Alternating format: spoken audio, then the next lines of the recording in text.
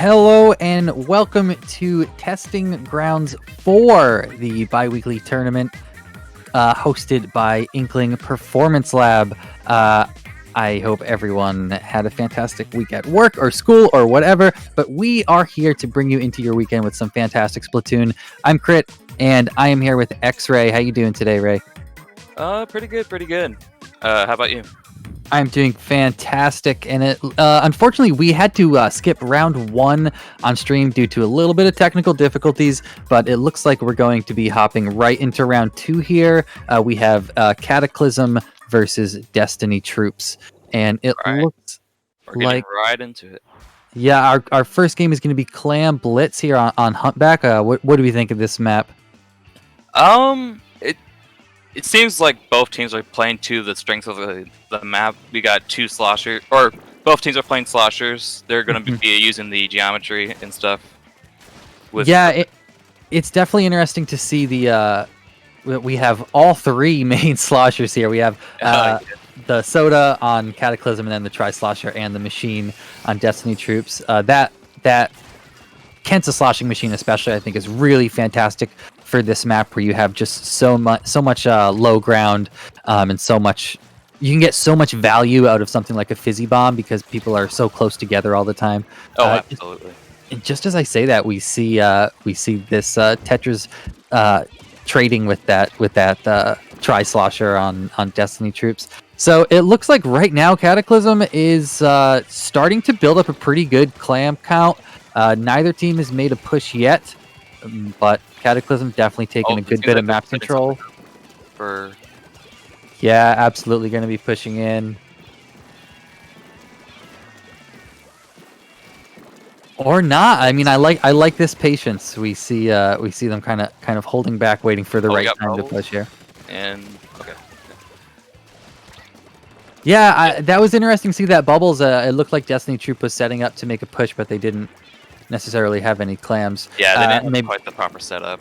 Yeah, I think probably just trying to clear Cataclysm out from mid there, which they definitely managed to do. We see Destiny Troop taking mid control now, which could be really good, especially in a mode like Clam Blitz, where if you have the advantage of being able to see where those clams are going to spawn, that can be big.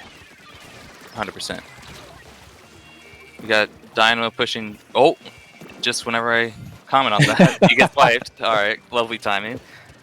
Fantastic. And now we see Cataclysm looking like they're moving up, getting ready to make a push, but they only have 6 clams on the board. So I'm not sure what they're going to be able to do as far as points here. We do have a bomb rush on deck, though, and of course, again, perfect timing. That bomb rush does such a good job of just clearing out the space near your enemy's basket. We do see 2 power clamps on the side of Cataclysm, but they are kind of pulling back a little bit. I like this patience. I think they definitely need to get in there and score some points soon, but at least they're being safe. Yep, we're reserving one of the power clams here. Destiny Trope seems to be setting up, collecting clams and stuff. We do got bubbles going off right now. They are setting up a push, getting more clams in with a lead of 59 or 41 rather. But yeah, definitely a nice little push there. Cataclysm does get that pity clam. They have almost 2 full power clams on the board now, so it is definitely possible for them to make this comeback. Yeah, bomb rush coming in. That's going to clear the way for a push. All right, and they're starting to push here. We got some jumps in. Yep. Are they going to be able to take the lead? And they get the lead. They do. And it feels like they're still keeping up with the pressure. Yeah. 2 down, but they are being a bit stally, so they are buying their team some time here. Absolutely, and the basket is still open, but it doesn't look like they're going to be able to get any final clams in. A very good push nonetheless, pushing all the way down to 42. That's 58 points on the board now for Cataclysm, taking a very quick lead. 1 minute left in this game, and I mean, right now Destiny Troops has no clams on the board, and they are 3 down. This is going to be a very, very difficult comeback to make here. Absolutely. All right, we got another power clam set up. Got or splashdown on deck. I'd assume another coming soon.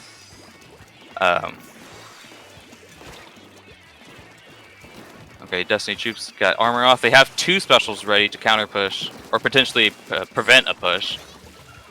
Yeah, this could be the opportunity they need, but they still don't have any. And they clamp. do manage to get a pick here. And okay, about neutral right now. Yeah, they're definitely. It looks like Destiny Troops is trying to take mid, which I think is a really good move here.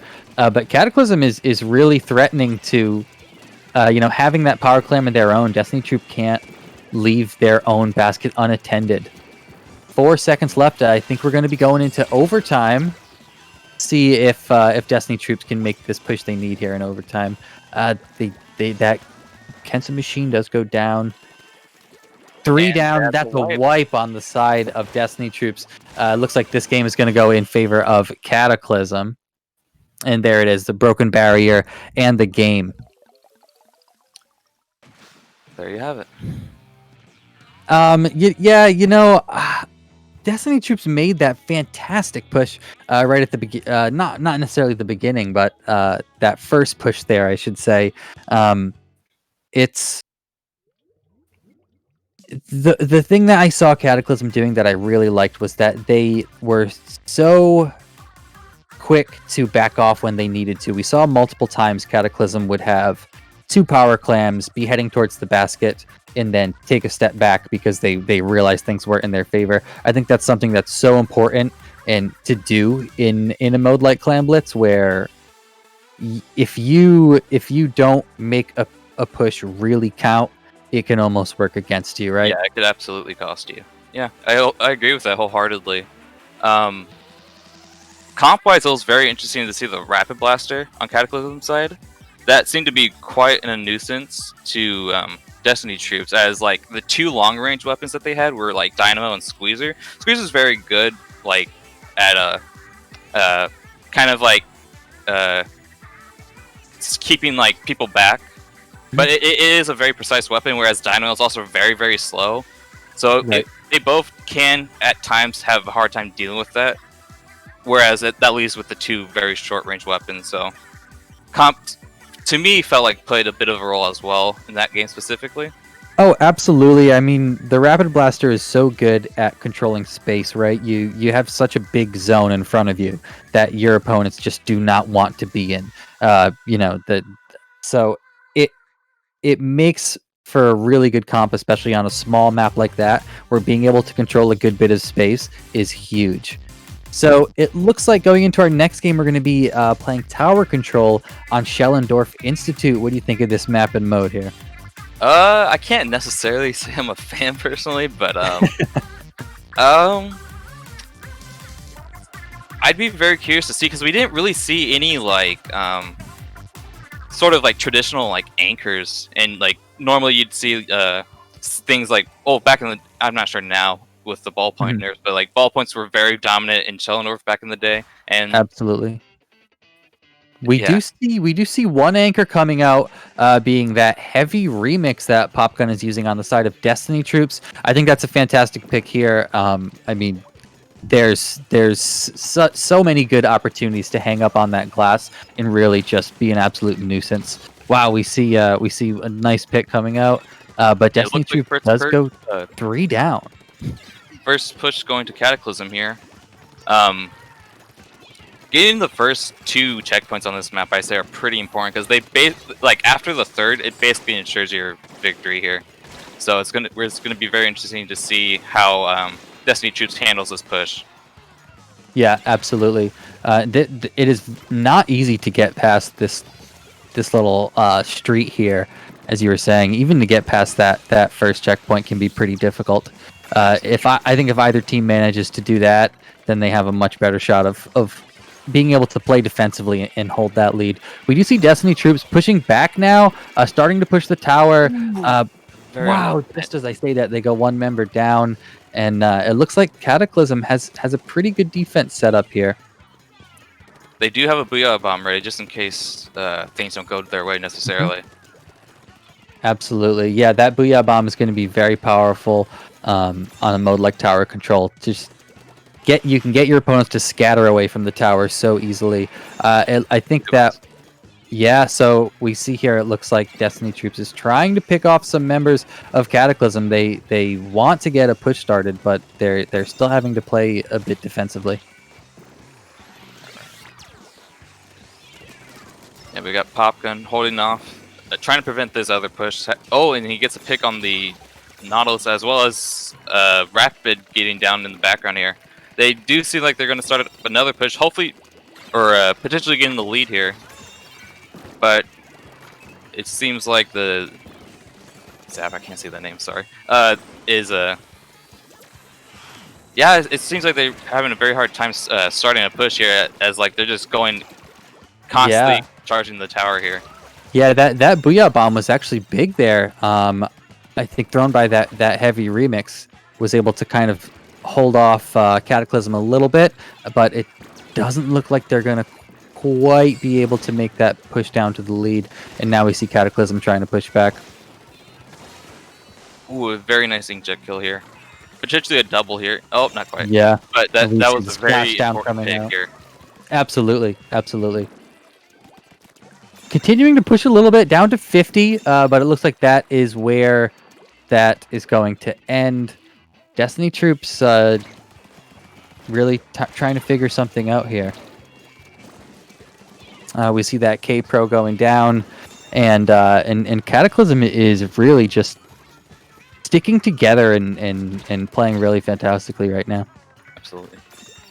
Ooh, and he barely gets that kill on the heavy here. That's going to be really, really good for this. Yeah. Oh, and K Pro, love to see it. Yeah. Everyone's favorite weapon. Absolutely. Yeah, I mean, I think we see Cataclysm go 2 down now. This could be a good start to something for Destiny Troops. They do have quite a bit of mid control, but we'll see. They really got to work on getting control in this area of the map here. In this street is such a hard place to push through. Absolutely. Yeah, and Cataclysm taking the tower back. They're going to bring it back to mid. 1 minute left in this game, and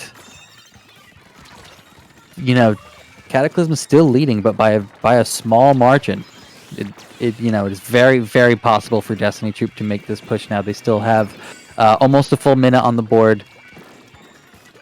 Absolutely. But however, it seems like they're going to be solidifying even a further lead now, from the looks of it. Brought it down to 47, and that ends that there. Ooh, and very nice direct shot, and potentially a double. Oh, very close. But they looks like Destiny Troops will try to set up their last push here to try to solidify or contest their lead or opponent's lead. Yeah, absolutely. We see the double coming out. This could be a good opportunity for them.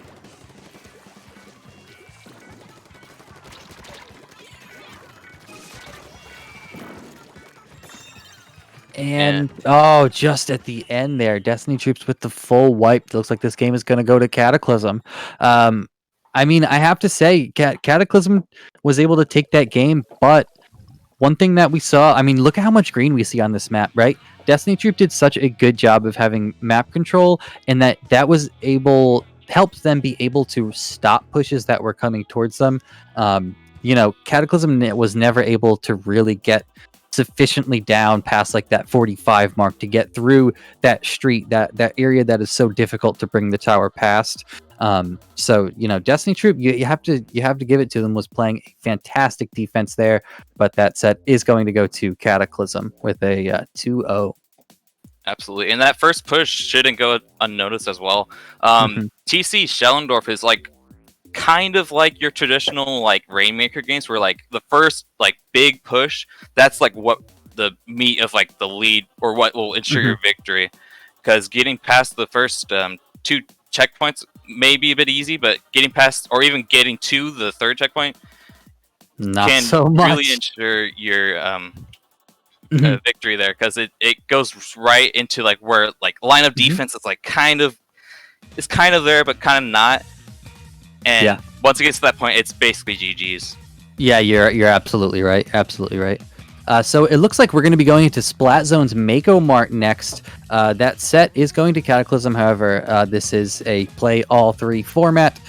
So we get to see one more game between Destiny Troops and Cataclysm. What are your thoughts on Splat Zone's Mako Mart, Ray? It's very like probably like the nuke town of Splatoon here. It's a very like it's quite the crowd pleaser here. It very- definitely is. It definitely is. I'd be curious to see if we see those tri-sloshers again. Sloshers and blasters are generally pretty good here. Oh, absolutely. This is a map and mode that really support that aggression, and I think that's why it's such a crowd pleaser too, right? This is a fun map to watch because there is always action happening. Absolutely. I also wouldn't be surprised to see the sloshers come out again. I'm definitely hoping to see that. Like you said, they do perform really well on this map, especially when you have those two kind of side streets that go below the main zone. We do see a slosher coming out and the K machine, but yeah, no tri slosher this round. Yeah, we got armors on both sides, pretty standard. The NSAP is rocking the last-ditch effort here. Very, very common and versatile perk for Splat Stuns here.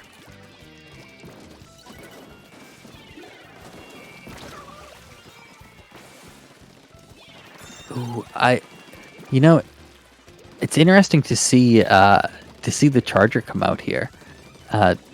This is not, especially in E-Leader, it's not something that you typically see much on a map like Mako Mart. Yeah, while it's not very common, it does it can serve a pretty good role at paint because its paint is like deceivably like really good. It's like pre-patched like Splat Charger, but like slightly better, especially with the extra range it has. And not to mention that it could be a decent opponent for the opposing heavy Splat lane, which will have like a very crucial special. So if they can manage to get those like very crucial picks, that can be very, very big. Yeah, that's a fantastic point. It is interesting to see on the side of Destiny Troop, they have, I believe that as Pop Gun that has switched over from the heavy remix to now the heavy deco. I think that's a good choice here. Those bubbles can control such a huge amount of space up on that plat.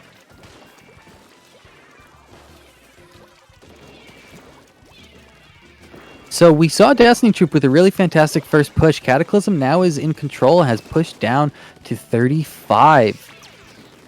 But we see Popgun using those bubbles to try to come back into mid a little bit. Yeah, unfortunately couldn't save the trade there.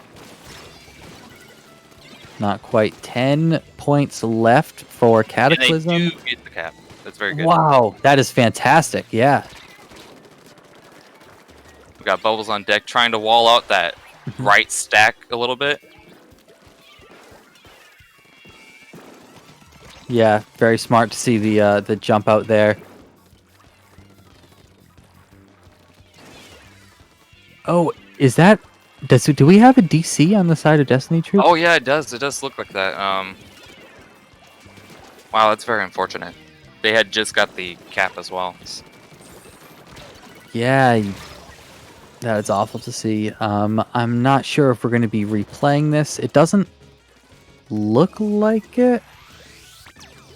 I'm not quite sure myself. Let's see. It looks like Destiny Troop is still making an attempt to push back in, which would make me think that we're not going to be replaying that.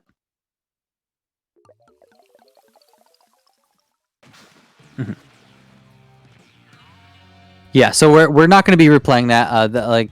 That was going to be the set for Cataclysm, anyways. That would have been fantastic to see, though. Destiny Troop was really making some good opportunities for themselves and setting up a really good defense at the zone.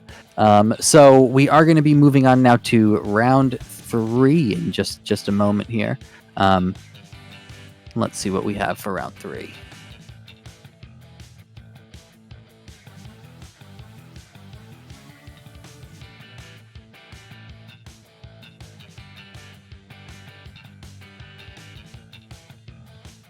So, while I don't know what teams we're going to be commentating quite yet for round 3, but it looks like we're going to be starting round 3 Rainmaker on Manta Maria. All right, all right. What are your thoughts on Rainmaker Manta Maria here? I don't have very strong feelings for the map mode. Manta Maria is pretty standard map, so you're not gonna be seeing like very many weapons like abusing geometry and stuff sort of like we've seen in Humpback and a little bit of Mako. So it's pretty generic. We could probably see like pretty standard comps. Probably not going to deviate too much from like maybe like your standard shooters. Maybe I could see a knot as well, but yeah, absolutely. The knot does perform pretty well here. That good mix of and depending on team, we could even see Sploosh 7. That's a pretty absolutely. I would love to see that, especially for something like Rainmaker. That Ultra Stamp can be surprisingly good on Rainmaker to lead the way. Yeah, especially with how frequent and how fast the Sploosh 7 is able to build that special. Yeah, absolutely.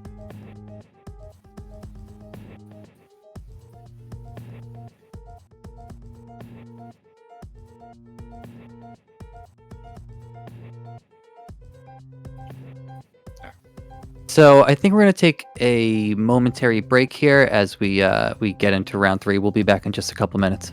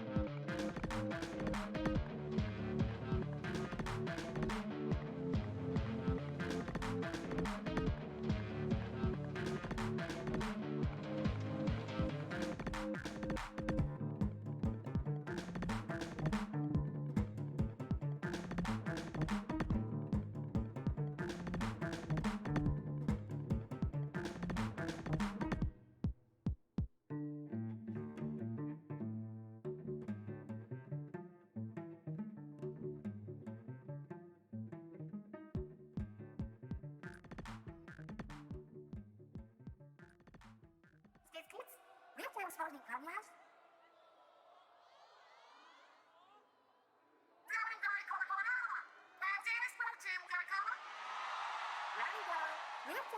Sure, go out and supposed to be more.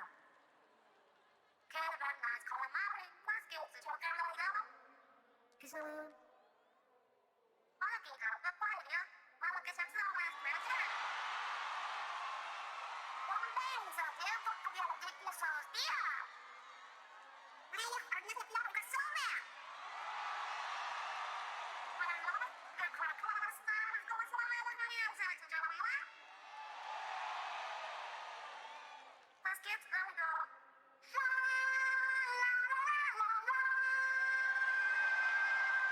This one, he's a speed. The Krakens style is gonna go. That's when the dangerous. Skitty. That's the one outside.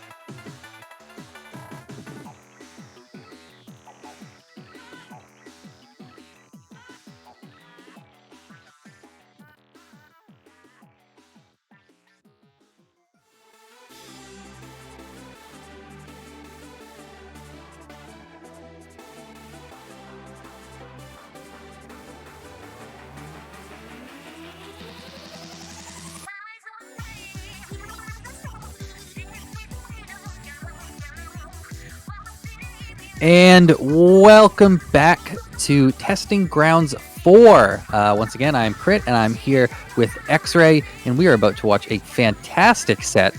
So when we went to our break, we didn't know who was going to be playing, or who was going to be on stream rather. But now we see we're going to be commentating or watching West Broadway Grillers versus Xanadu. Two really, really fantastic teams. What do we think about this matchup, X-Ray? Yeah. As you're saying, they're very formidable teams. West Broadway Grillers has been in the biz for a good while. Very familiar with them. Yeah, this should be a very interesting match that we have underway.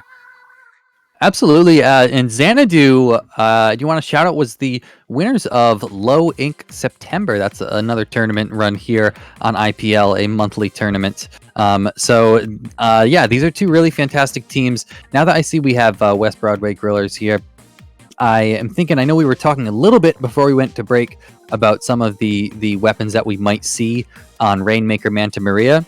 And I'm really wondering what kind of backliner the West Broadway Grillers is going to bring out. I know that Devi does really often play that Hydra, which she is. We have the custom Hydra coming out here, which is fantastic to see.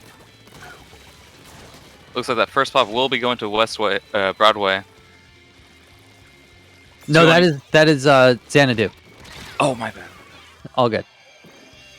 Yeah, so Xanadu just making the push to 83. Not a big start here, but they have pushed up quite a bit. We see West Broadway now taking back some of that mid control and starting to initiate a push of their own. Something I think is really interesting about this map, X-Ray, is how the three sort of avenues that you can take are all just far removed enough from each other that you can really trick your opponents into thinking you're going one way and then go another way and catch them completely off guard. It's something that you see kind of a lot here on Manta Maria. Yeah, the line of defense is very, very committal, no matter like which side. So yeah, tricking up which route you take can be very, very crucial. Absolutely. So we see Xanadu pick up the Rainmaker again. They do make this push down to 50. That is a pretty good push, but definitely not an unbeatable one. So let's see if West Broadway Grillers can make something happen now. Oh, Xanadu picking up the Rainmaker again and just getting taken out immediately. It looks like we see West Broadway now making the pop, and it looks like they're going to be starting a push here. Yeah, it looks like they're opting for a reset play here. The junior trying to wall off the Rainmaker, make sure it resets. Yeah, not a bad idea. Get you right back to mid immediately. But now they really have to take mid control if they want to make something of that reset. Yep, and then we do got an armor off. They do have a stamp on deck, so it'll be.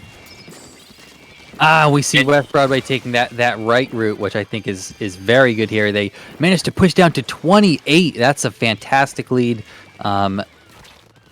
And they then go 3 down.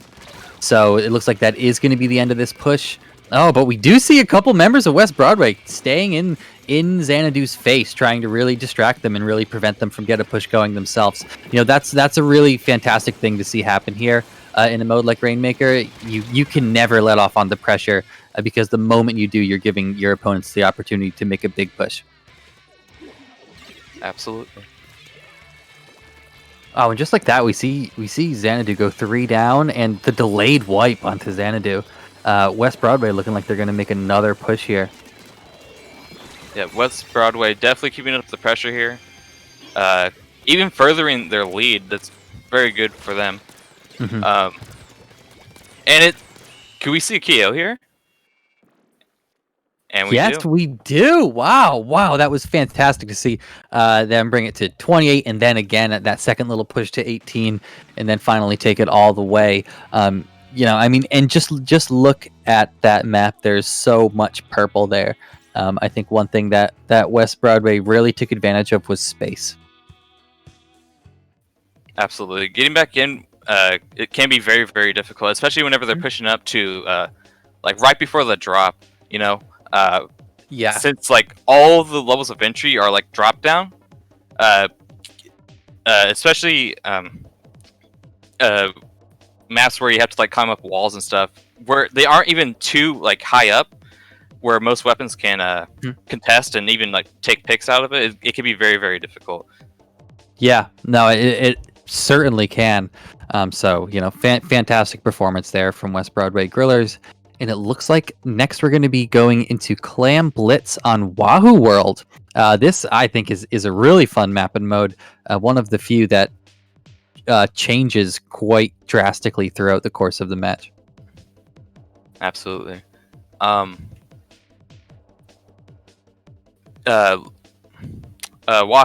definitely favors long range, despite regardless of each mode. So we will likely see the Hydra again, and yeah, I certainly wouldn't be surprised to see that come out again. Yeah, and maybe I'm not sure if they will stick to bamboo, or even if they were to deviate just a little bit. I wouldn't be too surprised to see the Mark III with the fizzy bomb and the bubbles. Yeah, absolutely. I mean, that fizzy bomb can be very powerful on a mode like Clam Blitz, where mobility is everything. And it looks like we have very similar comps coming out here. West Broadway sticking with the K-Pro and the Hydra. We do see the bamboo coming out again from Xanadu. I think a really good weapon choice here. Xanadu also rocking the triple dually comp. That's very interesting. Mm-hmm. Yeah, those are... I mean, dualies do provide quite a bit of mobility here. It is interesting to see all different main weapons on those dualies, too. We have the Dark Tetras, the Kensa Glugas, and then, of course, the Kensa Splat dualies. What do you think is the idea behind this comp here? The only thing that really comes into mind here is that the three dualies are all very, very aggro. And with the dodge roll, it can be a bit of a nuisance, especially whenever one of them has a power climb and they're planning a push. It could be very difficult to prevent that push from happening due to the dodge. Yeah, so I'd assume the triple dually is for the purpose of making that makeshift decision to decide whether or not the Kensa Glugas are pushing or the Splat dualies or. Mm-hmm. Yeah. Just sort of mix it up. You're absolutely right. I mean, there's so much aggression that you can put on when you have multiple dualies in a comp. I mean, just to deal with one dualies that is, kind of dancing around you and picking off your team while you're trying to push the objective is annoying enough. Imagine that happening from 3 different directions. And they do seem like they have a push going on. We did see the baller there. They do. Oh, they're just about to hit this power climb here, but they do manage to stop the push entirely. Mm-hmm. Yeah, this is looking like a very even game so far. I mean, we don't see any points on the board yet. And it looks like West Broadway is now trying to set up for a push of their own. Can they make something happen? Yeah, almost 2.5 minutes down the clock. It does seem like this match will probably be a matter of who gets the push first, and that's that. Mm-hmm. With how little time there is left. This is looking. It could be very hard to get power climbs later on in the match. So. Yeah, you're absolutely right. Especially if map control is going back and forth. This looks to me a lot like an early game of Clam Blitz before the community had really figured out how to properly you look back at early games of Clam Blitz and they would always go to time, and oftentimes there would be no point scored when the games reach time. And now I feel like they go so much faster now that it seems like teams have really figured out how to make a substantial push. But both of these teams playing such good defense that they're making this look like the early meta of Clam Blitz where no one could make a big push. Yeah. As we saw during that breakdown, Xanadu did manage to get a push going and managed to score, but it was only just the power climb, so they don't really have to... West Broadway does not have to necessarily commit too hard to a push to maintain a lead, and we do see an attempt to get another push going, but the Kensa dualies will definitely negate that. Yeah, absolutely. West Broadway not going to be able to score that power clam. It looked like that was going to give them a chance to take a lead, but with 1 minute left in this game, Xanadu is still leading by that single power clam that they managed to get in earlier in this game. Absolutely. They do have Xanadu does have a lot of map control right now. They don't necessarily have the clams, but I'd imagine just a few steps further they will potentially further their lead from West Broadway here. Yeah, absolutely. They are trying to hold on to that map control, and like you said, they were just in a position where they could have scored a lot of points if they had those clams on the board, but it seems like both teams, without a power clam right now. Well, Xanadu with 1 power clam now, actually. And are they going to be able to make another score here? Yes, they are. Okay, so the basket's back open. We're down to 70 points. That is 30 points on the board for Xanadu. And let's see what they can make of this. It looks like the basket's going to close again. And now that's going to give West Broadway the pity clam to bring this into overtime. Absolutely, and it does go into overtime. Let's see what happens here. They do have the clam, and they do get the lead. Wow, just like that. That was a very, very good clutch there. I was about to say before West Broadway made me eat my words was that whenever Xanadu had that map control, they didn't necessarily have to get another score, and since it was very close to time, they could have just be a nuisance, just go for picks even, and just run down the timer and make it very, very hard for them. But West Broadway, they do manage to get that comeback, so Yeah. very good on them. Absolutely, and that was so close to going the other way. I don't know if you noticed this, but we saw just as the game had maybe 1 second left, a member of Xanadu had thrown a power clam up towards the basket just milliseconds after it started going back up and closing back up again. If Xanadu had thrown that power clam 1 or 2 seconds earlier, that game would not even have gone into overtime. So, just a fantastic performance by both teams there, and such a close game. Absolutely. It looks like next game, however, will be going into Tower Anchovy. I don't have necessarily too much knowledge on this map in comp, particularly compared to the rest, but I will say Booyahs, and as well as for me, I'd consider Kansas Slosher Machine pretty good on this mode in general. Yeah, definitely very strong on this mode, and also on this map in particular, with all these ledges that you can get those really good direct slosh angles that you can't normally get with other weapons. Definitely a good weapon for that. Also a good weapon a good map for backliners, with that huge mid and all the high ground on both sides of it. It's really, backliners are very good at defending on this map, but maybe not so good at pushing. So it's definitely going to be interesting to see. Again, I wouldn't be surprised to see the same anchors come out. That custom Hydra on the side of West Broadway and the bamboo on the side of Xanadu. I am wondering if we're going to see the triple dually comp again. And we don't. We see a Brella and a roller coming out.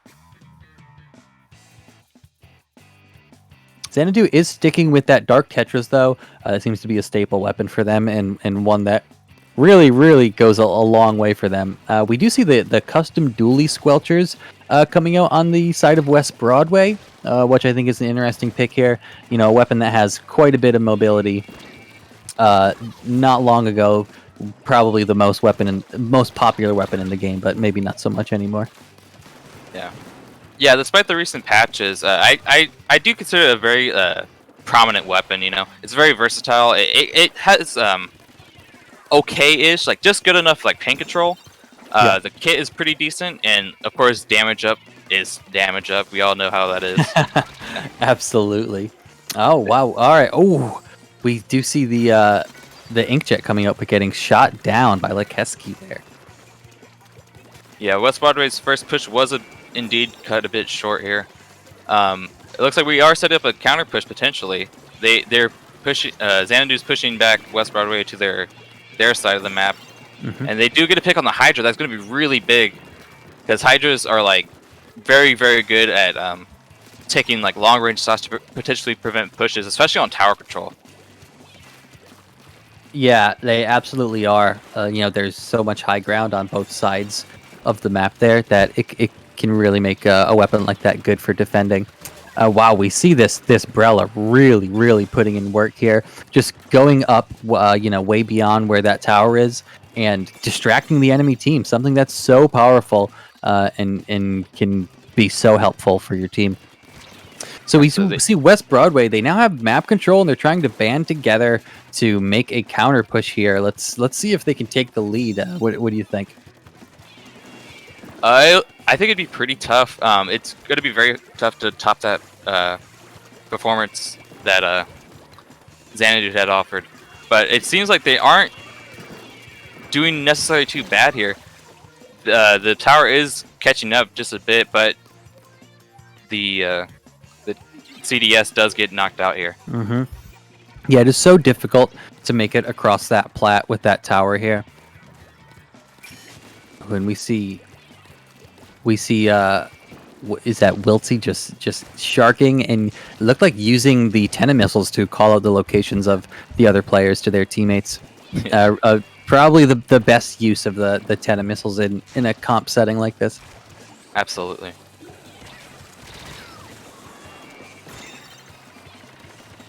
Ooh, and very unfortunate that he didn't get that pick there.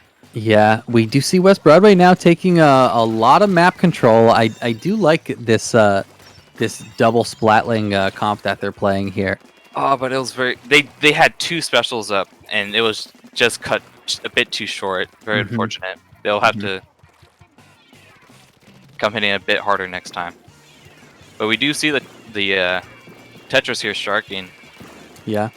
Possibly preventing a counter push. Yeah, this is absolutely not over yet. Still a minute and a half on the board, but Xanadu is disagreeing with me. Look at them trying to push that tower forward just as far as we can. Trying to just make the statement that this is their game to win. Absolutely. And the Tetras, they're definitely fulfilling their role. They didn't necessarily win the 2v1 there, but they were able to take out the main line of offense, which is very essential, especially whenever you're down to the last minute of the game. Yeah, absolutely. We see now Xanadu kind of bunching up on their plat, doing a really fantastic job of creating setting up a really good defense, one that's going to be hard to make it through. And just as I say that, we see the Ink Jet come out and the Ink Armor. Is West Broadway going to be able to make something of this?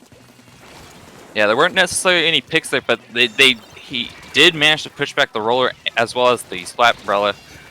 Xanadu now going 2 down, 3 down.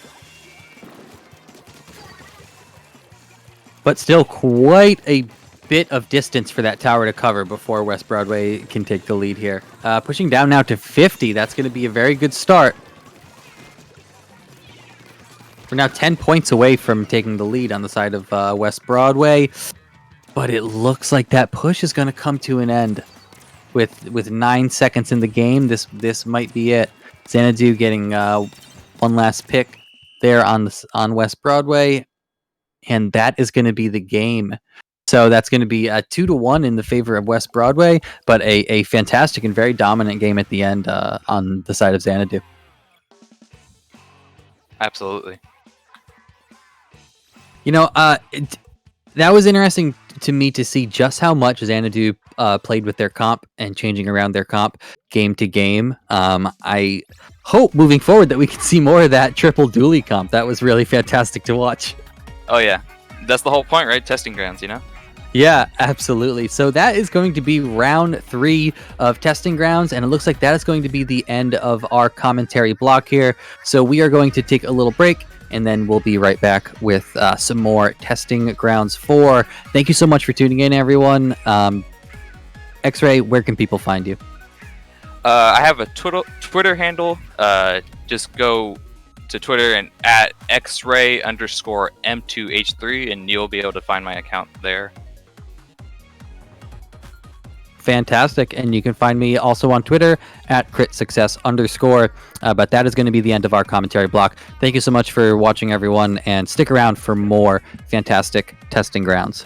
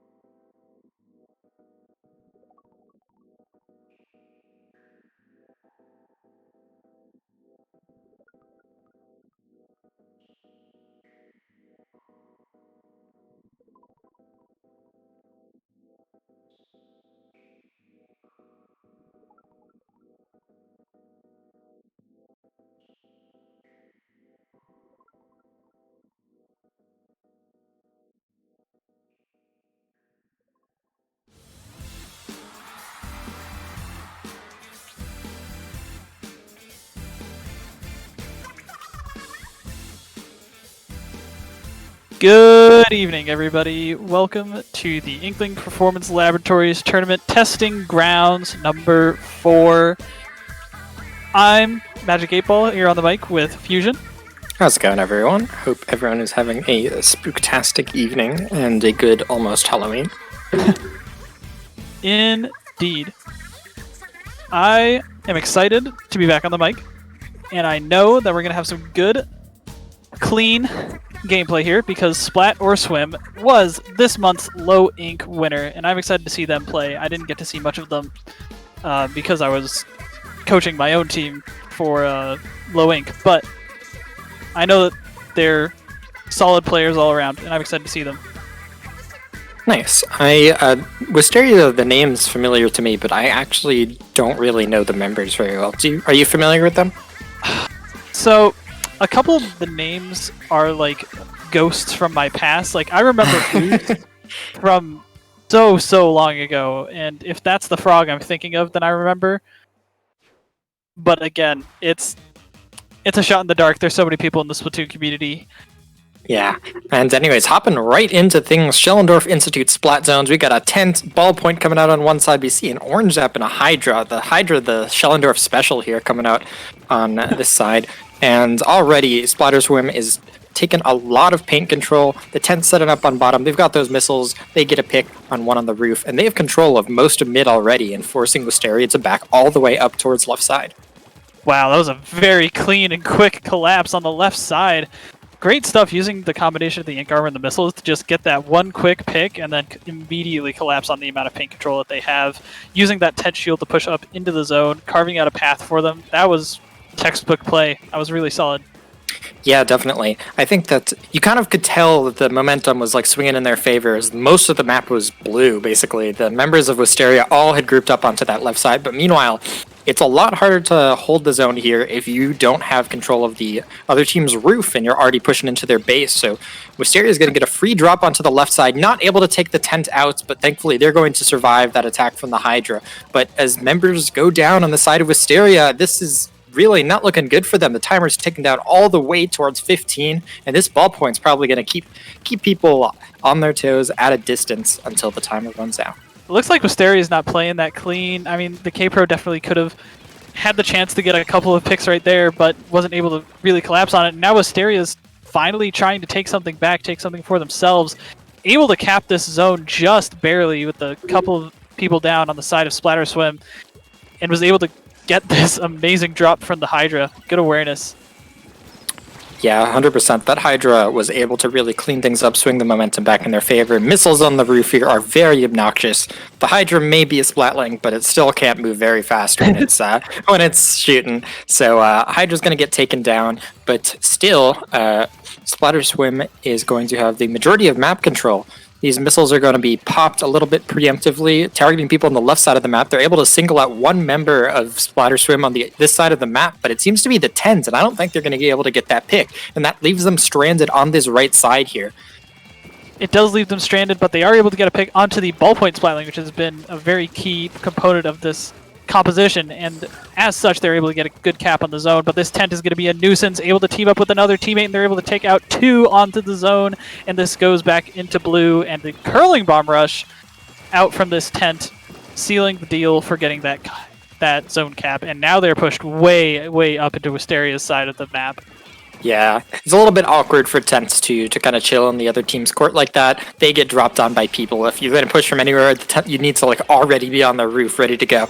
But really quickly, the tent's going to get picked off. Wysteria just swinging the tides of the game back in their favor. The paint's all over this left side, but they're not able to clear out the rest of Splatter Swim, which seems to be in their court and on that right side. Frog's going to do a good job trying to hold neutral here with this junior, but overall, I don't think the paint control is swinging that much back in their favor, and as I say that, the zone gets flipped. Can I just say that Frog has had some killer bombs already? I mean, reminding me of Lily with the precision and the capitalization. Like, that was impressive stuff. And it really helped them get control of the zone and keep it for at least a little while. The green on the side of the map, the amount of ink arrows they're turning out, it's a good sign that they're able to hang with it and not give up after going down to almost knocking out. Yeah, and we see Knife here on that roof, that Hydra Splatling, gonna get targeted by missiles, forced all the way back. Uh-oh, someone on the bottom nearly taking them out with missiles as well. The rain's gonna continue pushing them back. The timer may be ticking down, but the paint's already swung back in Splatterswim's favor. They're gonna take the zone here, but without any picks, they're not gonna be able to do anything. One quick pick on the middle, 2 are on the left side, 1's on the roof. They're going to need to start pushing up very quickly if they want to continue this hold. That was an interesting attempt from the Hydra to keep things alive, to keep their teammates alive with that last-second ink armor as the special started coming in, but it wasn't enough. I think that the double armor composition from the side of Wysteria has not lended itself very handily to this high aggression, high mobility composition from Splatterswim, and as such, they're really not able to do anything about the ballpoint, which has just been demandingly oppressive from the top, and the timer counts down. That's going to be a clean knockout. Did you see that in the background? Wait, no, I didn't see it. I missed it. Okay. While the gold, sorry, that was a clean victory there from Splatterswim. Nice hold at the end. In the background, I could have sworn I saw the tent just kind of spewing like 3 splat bombs at once, like getting pushed backwards, after the game's over, and then poofing. So, Oh no! spooky. Don't tell me. They did DC. That was very spooky. Fitting for tonight on Mischief Night. That's so funny. Oh, tent's already scary enough. Paranormal. Yeah. What did you see that game from either side? What do you think was the defining moment in that game? Let's see. So I think that overall, both teams did a pretty good job pushing in, but it kind of felt like, this may be partially due to their compositions. It felt like Wysteria kind of like, they were able to swing the paint back in their favor, but once they took the zone, it felt like they were just kind of unsure where to go. They were like looking for members of Splatterswim to kind of group up on and take out. And by the time they realized they were there, they're in a worse position. Like we saw them painting the zone and then trying to cross the zone and then realizing there's actually one behind them and one on the roof and they don't know where to go. And because there's a ballpoints, ballpoint was on Splatterswim. Right. On the roof, they're having a hard time. Yeah, it was interesting. Like I said, the reason I didn't like the double armor is because there's so much room that you need to take up that if you just pop armor and run at the zone, you're not going to take up that much space and you're just going to end up as a sitting duck once that armor runs out. And that was exactly what Splatterswim capitalized on. Once they were just sitting ducks in the zone, they came in from either side and just paired up, collapsed on him really well, and hopefully we'll see more of that in this round. Hold up. Okay, I am seeing a custom range blaster and a vanilla jet sculpture on one side here. What is going on? This is Okay, range blaster is my child. CRB maybe a little bit irredeemable. They got a nice double there, and this is gonna like partially open the way, but without clearing the one member left on Splatterswim in the snipe. Yep, and it's the Jet Sculpture with that toxic mist. They're not getting anywhere. You're not getting over that jump unless you get rid of that mist. That's reminding me of some Marsh-like strategies from back in his Deep Blues days with the blue Dapple Doolies. He always used to love the toxic mist on this map specifically, and seeing it used very well in that same manner right here is very adaptive and smart play from Splatterswim. So they're bringing out the technology, and that's what I like to see.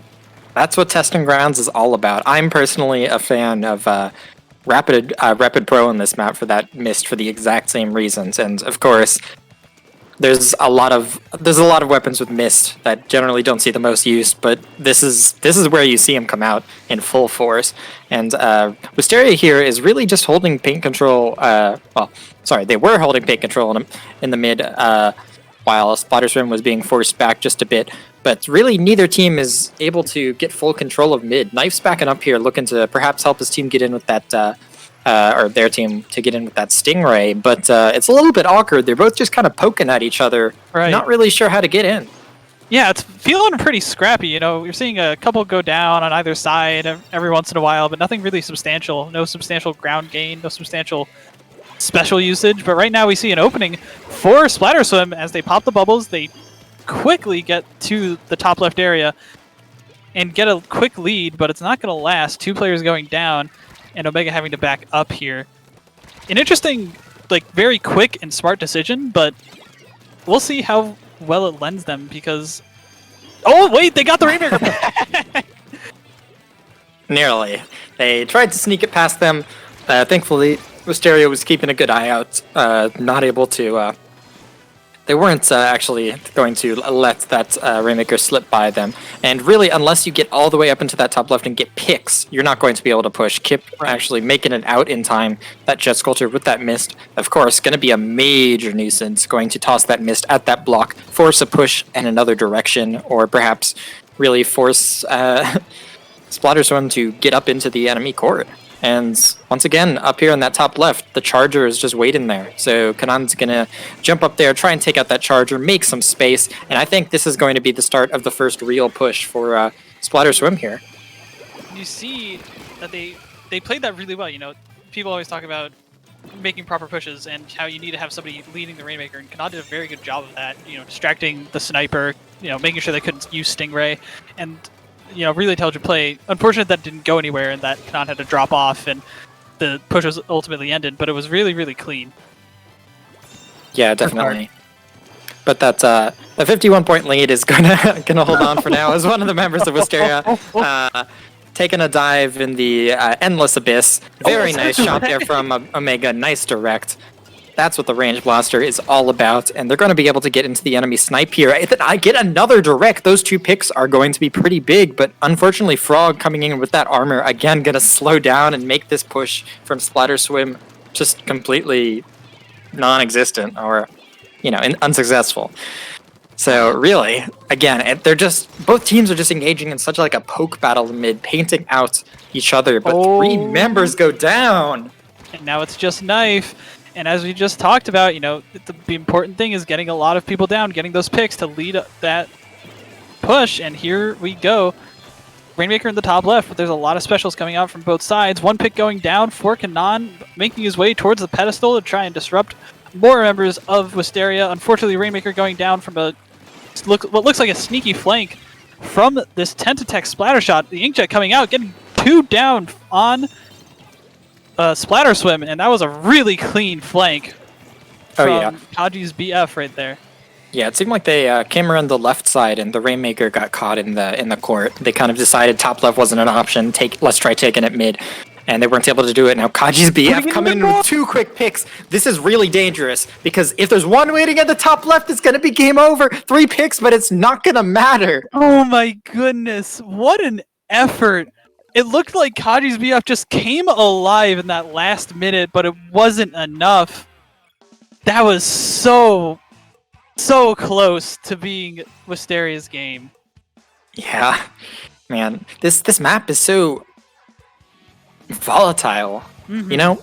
If there's always basically your pushes are kind of made. You make or break your pushes on this map by whether or not you have a wipe in a bubble surrounding the Rainmaker. Although if there's anyone sharking there, and there's so many places to shark. If you're in mid, if there's one in snipe, if there's one in top left, or there's one in court, if there's one coming around the right side, there's so many ways to lose pushes on the very narrow path the Rainmaker has to take here. I thought it was interesting because, with the Toxic Mist strategy, they were able to shut down pushes from the block going up to the top left on the side of Splatterswim. They had that defense down, and so they were trying to be aware of whenever they could sneak that Rainmaker into the top left because they knew that was their win condition, and that's exactly what they played to. That one push that got them, that really sneaky push, basically won the game for them. The Wysteria couldn't push past that, and the one time that they did end up going to the top left, Splatterson was able to get a clutch pick. But the strategy was there. They knew that if they were just awake and alert and they could pull off that quick, oh, gotcha, right under your nose push, they would win the game, and that's exactly what they did. Yeah, there's really 2 spots on Sturgeon Shipyard that you want to go. If you get top left, if you like make that jump all the way into the top left, that gets you to like 30, 40 something. There's also the sponge. Basically, the sponge is where you want to go if you just want to rush the Rainmaker, because you get on the sponge, you can jump, you can get it into the 30s instantly. And both teams were kind of poking at each other in mid, playing a little bit defensively, so neither team really had the opportunity to do that. Right. So they were Splatterswim was able to hang on to that shy lead just long enough. I don't know. It felt like Wysteria was just kind of asleep that whole game. You know, they just let Splatterswim dictate the tides. That's what I felt. Yeah, definitely felt similarly. And is this that's the custom jet actually. On the side of Wysteria. On the side of Wysteria. Excuse me. Yeah, custom jet on the side of Wysteria. Of course, Stingrays on such a long narrow map is a very strong play here, and this is Clam Blitz, so you'll see definitely more mobile pushes. People kind of leaning more towards the left side of the map while you're pushing here. Frog coming in. Gonna be able to take out the 10, clean up that messy fight in mid, get a power clam, and get all the way into the basket. 2 up, and another power clam coming around the other side, I think?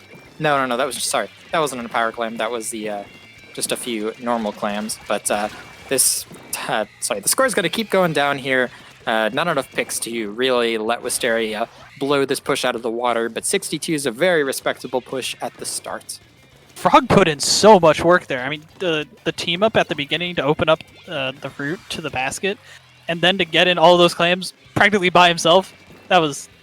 He was moving. It seems like Wysteria is finally waking up, and I'm glad to see it. A 62 push, while not the greatest, is definitely, like you said, respectable. And we're gonna have to see if Splatterswim can change the tides. Like you said, the Stingray on this map is gonna be able to shut them down, but what do you think Splatterswim needs to do to counteract that? Jeez, let's see. Yeah, Splatterswim there. I don't know if they noticed it, but they saw Kaji's BF coming around the right side, and they kind of ended up going left streets, and they got pinched very hard here. So a very nice push coming out from Wysteria. They're going to be able to extend this lead a little bit more. The try is going to shut it down. 2 down, but the custom jet with the Ray is going to be able to survive the encounter, which means they'll have it available for any immediate counter push. And I think that's going to be exactly what they're going to use to try and shut down this push. You saw the tent on the right side there. The tent was forced to back up by some other members, but if they do get into the right side of the street, that Ray is going to just annihilate that push if they're able to set it up correctly. And you see the Junior just bombing out any attempt at going across that far bridge on the right, and this K-Pro here positioned perfectly. That was, oh my goodness, the positioning there from Wysteria was absolutely on point. Yeah, they were able to do perform a very nice pinch on members in the middle. Three members of Wysteria all lined up on that left side, perhaps telegraphing their push a little bit, and that's going to enable Splatterswim to rotate around the right side. And I think, Wysteria is going to find themselves the ones being pinched in this encounter. 2 members going down. The pros not in the best positions, probably going to be forced to back off on this right side here, but they're going to get taken out. And this is the momentum that Splatterswim needed to take back this game. Indeed, and now that it looks like they're finally opening up the enemy's base, getting a couple of nice picks on the Tri-Slosher here. The tent able to force his way towards that bomb. Oh no, the tent shield destroying, and one of the bombs ended up going off and killing the ballpoint Splatling. Unfortunate, but getting 2 power clams and a couple of picks to boot. Unable to get the push going any further, but with beacons, they should be back in mid quite quickly. Overall, a net positive play from Splatterswim, and it looks like they're able to get a good board position out of it. Oh yeah, you could kind of see the tent's mind kind of flipping back and forth. Do I go for the power clam? No, wait, I'm gonna die to a bomb. Do I go for it? No, wait. Just trying to find that perfect balance of like what to do there, and that's kind of what tent is all about. 3 members of Wysteria actually getting taken out there. A quick power clam coming in. The tent is going to be able to send out the shield in mid. The Ray was not able to take anyone out, and this is really going to just widen the gap in the lead here. Nice pick coming out from the tent. A double. And the one member, the pros, the last under the basket here. Just one more clam needed to take the win, but nobody has it. Where is it? Oh, there it is. The try found it. That was a great use of the rain, able to take out the K-Pro after being shot relentlessly in that firefight to end the game. That was a fantastic double kill by the tent to knock that game wide open. Oh yeah, Tent's just able to just pick a spot on the map and say, I'm here, I'm not leaving here. And the Tent decided that was going to be right smack under the basket. The Jet was not able to do anything about it. And the other members of Wysteria just weren't able to dislodge them, while the rest of the team was able to come in from the right side and pinch them. So I think overall, just Splatter Swim showing some very solid team play, and that's kind of what you like to see, what you begin to expect to see out of a team that did so well in Low Ink. Right. I mean, convincing wins on all 3 games, really, to take the set. Wysteria looked like they had something going in that last game, really, but Splatterswim able to just, as soon as they got that momentum, they took it and ran with it. And that's what you like to see out of teams coming out of Low Ink, having those fundamentals, being able to capitalize on the blunders of the enemy. Really important skills, and I'm glad that the teams that are coming out of Low Ink are picking up skills like that. Yeah, you love the kind of coordination, the awareness, the hustle coming out from teams when you see the hustle. Yeah, I play sports ball. Yeah, basically, like you kind of saw that last push. They got the picks. They had the push going already. The power clam was already in their hands. They were already moving towards the basket. The picks just happened along the way, and that's kind of what you see out of strong teams. I agree completely, and I think I really like what you said, like the hustle. The not giving up, the taking every advantage. That's what it takes. That's what it takes to be a really strong team, and I think that captures it perfectly. Indeed. So let's pop into the bracket and check how the rest of the round is shaping up here. Seeing a lot of 3-0s.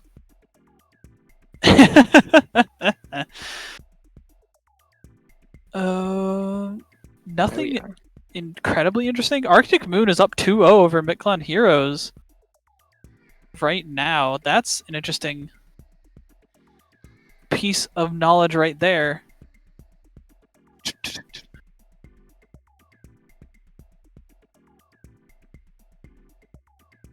Up at the top of the leaderboards, it seems like we have Saikyo and Vaguely Blue sitting at 4-0, and meanwhile 5 teams. 5, can I count? 1, 2, 3, 4, 5. Yes, 5 teams are sitting at 3-1, including Splatterswim, who we just watched.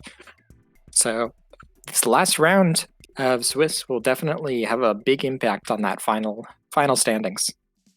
Right, exactly. Since it is a top 8 cutoff, going into the final round 3-1 puts you in a really good position. I mean, especially for Saikyo and Vaguely Blue, they're not going to have to worry about making top bracket. They're going to have to worry about, okay, what is this team going to be like? Am I going to have to end up playing them in the finals? And so, sitting pretty up there, very nice, and what we expect to see out of a team with the caliber of Saikyo. But other than that, any team that winds up getting 3-2 from 2-2, there are a lot of teams sitting at 2-2 coming out of this round. If they have a good resistance and they show up, they get a 3-0 in the last round, could push them into the final bracket.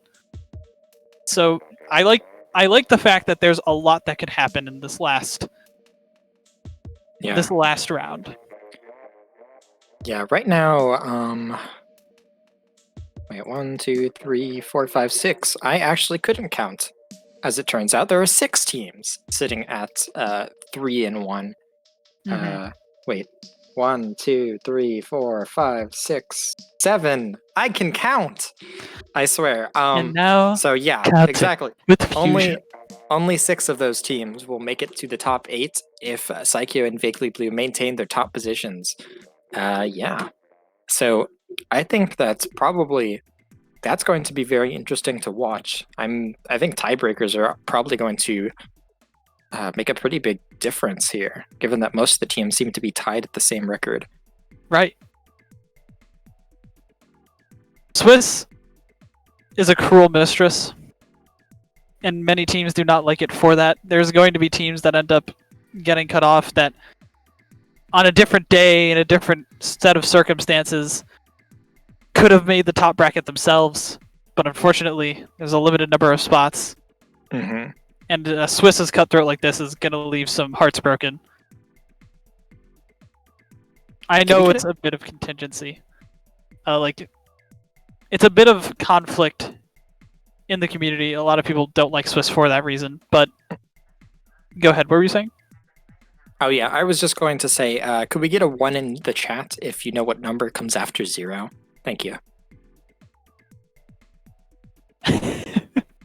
That's all.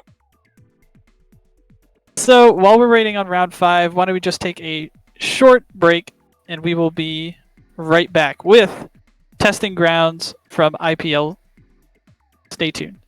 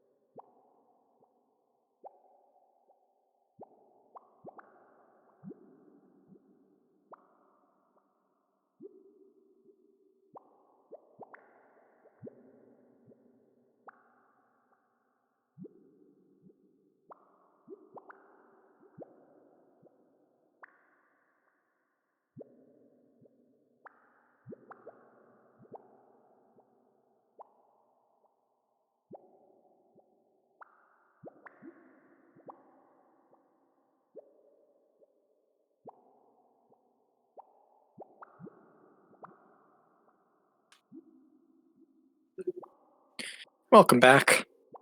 We are in round 5 of IPL testing grounds, and we've got a good set for you guys tonight. We've got Bad versus Arctic Moon, both sitting at 3-1, currently sitting in 8th and 9th of the standings. So this is going to be really intense magic. This is for bracket. This is go big or go home. And I'm excited because these are two teams that definitely have clashed a lot in the past. And they're, I'd say, pretty equally matched. And I know these teams, they both have strong players. They both do well in tournaments. So this is going to be an interesting set. And I'm expecting it to go at least 4 games, if not 5. Yeah, well, I mean, this is still Swiss in the playoff 3 format, so only going to go 3, but either way, it's going to be an intense set, as we've got some controversial maps on the menu tonight. we've got Tower Control Shellendor, Splat Zones Blackbelly, and Rainmaker Snapper. Those are a lot of hit or miss maps for a lot of people, you know? Right, yeah. Stuff like Black Belly, Actually, people yeah, don't like hold to up. see. We're actually going to be on Starfish.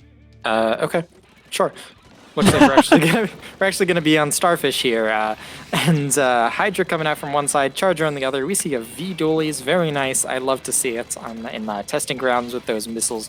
Dark, of course, on that Hydra, gonna get a nice pick in mid. 2 going down very quickly on the side of Bad, and Hydra's probably gonna go set up on this tower and start that push, get that push going.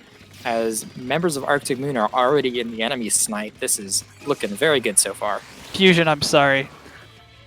I expertly manipulated you. We lied to you. We wanted to catch you off your toes.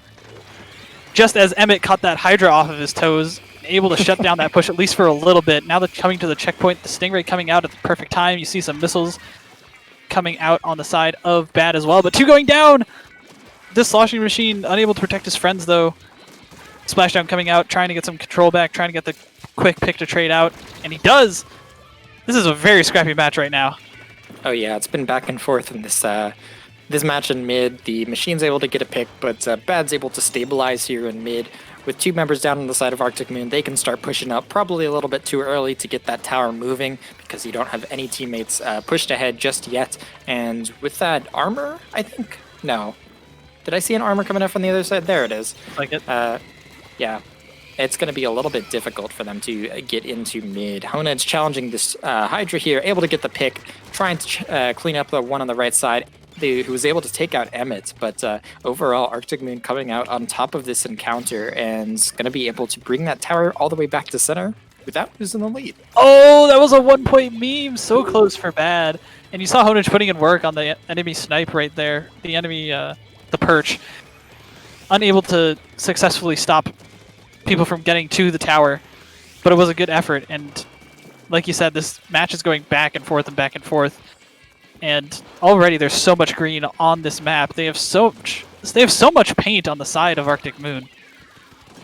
Yeah, Emmett's trying to find a pick on one on tower, but it's very hard to spot someone who's just standing up straight on the tower. They're able to get a pick before Arctic Moon's able to take that checkpoint, but overall 42's a pretty strong push for Arctic Moon. They're just going to try and hold mid here. They still have paint control of mid, trying to catch one off guard, seeing the jump coming in on top left. Not quite able to get that fall off kill, but nonetheless, Arctic Moon looking strong with a couple of splats here in the left side. I mean, it's crazy how quickly they take control of that left area, and they're already trying to get into Bad's base. The sloshing machine going down, and it looking like Bad's able to put together something to stop this push. A couple specials coming in on the side of Bad, but unable to really make too much of it, and that's a full wipe. Yeah, but Arctic Moon was able to clear that checkpoint, and that's the most difficult checkpoint in the map by far. With that checkpoint out of the way, if Arctic Moon is going to get a push going again, they're not going to need to wait at all there. And that's going to perhaps allow them to take a very strong lead if they have the opportunity. But right now, it's Bad's turn. And two members of Bad rushing down in the court here. Honage able to assist with 1 kill, get another. They're trying to challenge this Hydra on the left side. They're smartly being a little bit more patient when it comes to this Hydra. They're able to get it out with this dualie's signature ability. And this tower is just going to keep moving forward for Bad. That was really, really well done by the members of Bad, able to find the enemy team and single out that Hydra to really guarantee that push got far, but it wasn't far enough. And the staggered spawns from Arctic Moon able to put on some pressure and collapse onto the tower. As Bad tried to finish up that checkpoint, unable to succeed. And now we see Arctic Moon, a bit of an uncharacteristic mistake, trying to take some space into the enemy's base, unable to do so. Kensagal getting caught out. And now it's looking like Bad's trying to get paint on the enemy side, trying to shut down this wall, shut down this 52 gal from stopping this push. One going down to the side of Arctic Moon. I'm liking what I'm seeing here from Bad. A lot of good teaming up together. It looks like one was coming in from behind, but unable to do so. There's 15 seconds left in this game. Yeah, and then this pro here on the left side, this is a bit weird because they're going to booyah, they're going to take out that machine and able to get one more pick, but I thought there was one on the far right side, but Bad looks like they're going to take the lead, but this booyah is going to be able to take one out final, and IDC are the last ones, and they're able to ride the tower to victory. That Wow. booyah bomb, not quite able to stall long enough. There was no one able to get on that tower. It wasn't yet overtime when that booyah struck, so... Bad with that momentum was able to actually take that win. That's a very difficult push to win against a booyah bomb in overtime in tower. It didn't look like they were going to take it at the end. You know, like it looked like they had a good pick, you know, with the slosher machine going down, but then they kept getting a little bit more pain. They pushed the enemy back out just a little bit further, and they teamed up just well enough around that snipe area, you know, with the pro catching people dropping off. And that secured the pick, it secured the bottom area, and from there they were able to just pressure out people from the base because there weren't people already in the tower's path. And so because of that, they used the booyah, they used the pressure from I believe it was the Hydra, and to really shut out Arctic Moon from getting any chance at that base. And the booyah bomb came out just a little bit too late because Bad was moving so fast.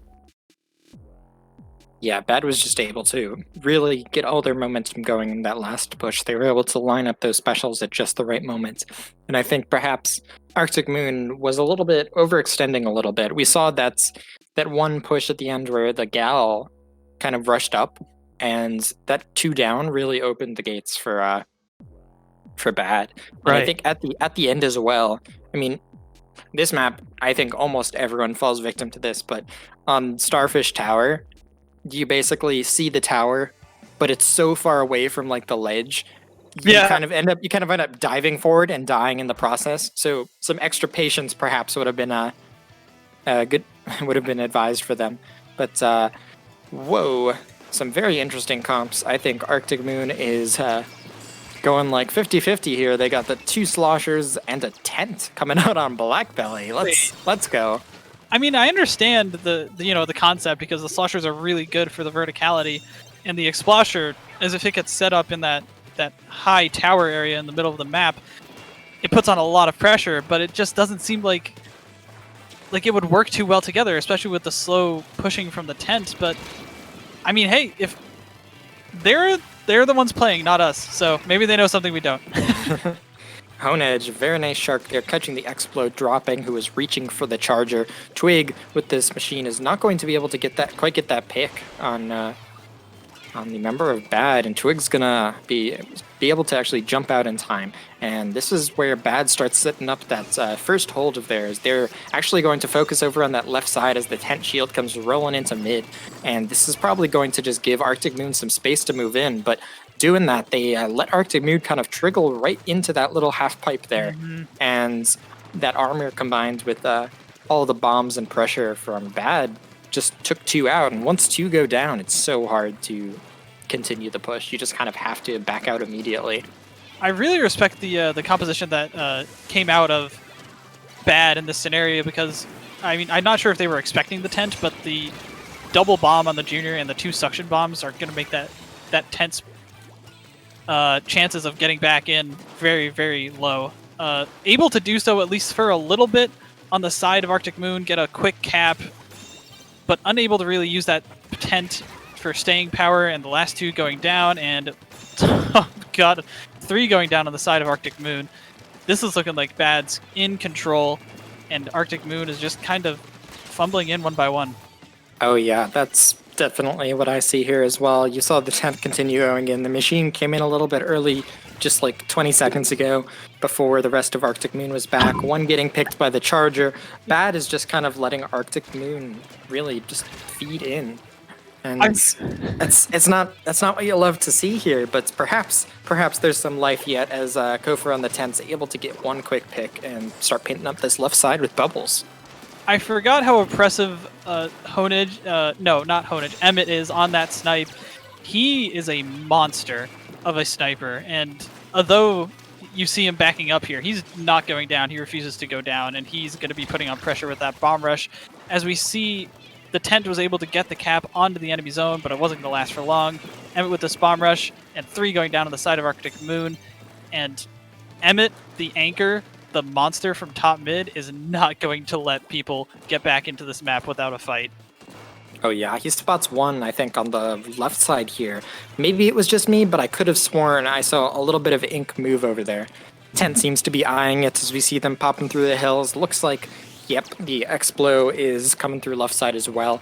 And I think with Emmett staring down mid, they're opting to try and push through the left side here. And as I say that, the machine actually coming in through mid, they're all going to suddenly come back through mid. The Explo with a nice pick. This baller is probably going to steal the zone back. Not able to actually get the penalty yet. Dark's going to find themselves alone. Explo in close range is not looking so hot, but they're able to actually able to squeeze out a victory there and finally start the timer ticking down for Arctic Moon. And Dark really was the MVP on that play, able to take out Emmett very quickly after some distraction from the tent and from the sloshing machine, and then getting the zone and able to shut down the sloshing machine in that 1v1 fight. That was fantastic play from Dark. Yeah, 100%. And Emmett here on that bomb rush, not keeping too much of an eye on the bombs on the other side. The suction bomb just sitting right in front of him. But yeah, those double sloshers are really going to keep Emmett out. So once they find themselves backed up, it's going to be hard for them to get back in. But they do get picks on both of the sloshers here. We see the I don't even know what weapon that is. I think it's the tent on that far right side. And really, without either of their sloshers, Bad's going to probably find themselves able to take the zone? Question mark? As the tent comes in with bubbles. They are able to take it, but it looked like the tent was able to just get a very, very clean pick onto Emmett there to shut down Bad's chances of taking a hold, but the paint's going back and forth too much. I can't see what's going to happen. There's 8 seconds left, and there's 2 going down on the side of Bad. Bring on the zone, and it looks like we're going into overtime. Last one left is the Junior able to jump out, save the armor, and this is overtime. Sloshing Machine is set up on the maze area, trying to catch people coming down, trying to catch people overextended. This Charger trying to paint up for Bomb Rush to coincide with that armor, and it looks like there's a lot of specials coming online for Bad right now. Specials coming online 2 for Arctic Moon, and now we see a lot of pressure coming out. 2 going down on the side of Bad one more time, 2 going down the side of Arctic Moon, and now there's a lot of purple in that zone, but it looks like Emmett's the only one alive and unable to do anything with that bomb rush. The Sloshing Machine able to push in, get a couple of picks, and 10 timer left on for Bad, and now Arctic Moon looking like it's getting a wipe, and that's going to be it. Arctic Moon able to take game 2, and we're going to game 3. This is for brackets. Wow. Twig did so much work on that last push.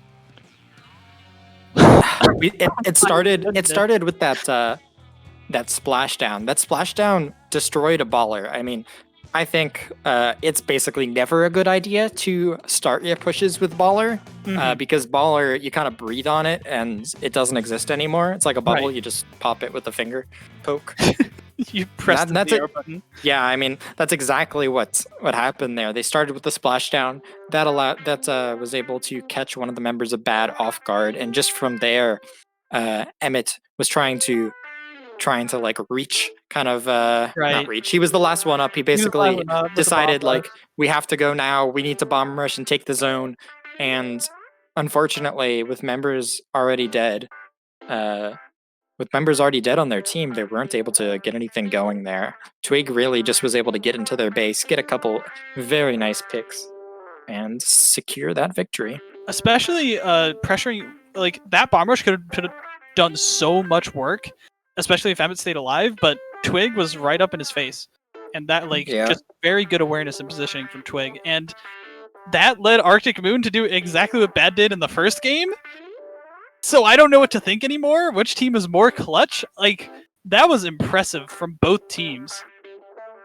And now we're going to Rainmaker Snapper, which is notoriously swingy. I think we're gonna see another overtime win here. I sure hope so. The game's gonna be exciting coming out here as we see a lot of paint and range coming out from Bad here with that CDS, that Jet Squelcher, a lot of MPU I'm seeing. And similar comp, I think that's the Hammer Tent coming out on the other side. Kofor really feeling comfortable on that pick. But yeah, coming in that tent in mid, that armor is going to allow him to perhaps survive this encounter. But on the other side, on that far right, one of the members of their team is going to go down, and Kofir finds themselves in a bit of an awkward position here, not really sure where to go. But this ray means that Emmett has backed off on the other side of the map, but not the rest of the team though. Unfortunately, all those splat bombs coming back in to get a couple picks. Can I just say that we saw 2 rays in the first 30 seconds? But enough time to talk about specials. Let's talk about the Rainmaker pushing all the way up to 40. That block on that extended ledge towards the enemy pedestal. A very good spot to bring it to for a first push. And wait a minute! Arctic Moon's in Bad's base and they're taking people out! That Kentagal able to get 2?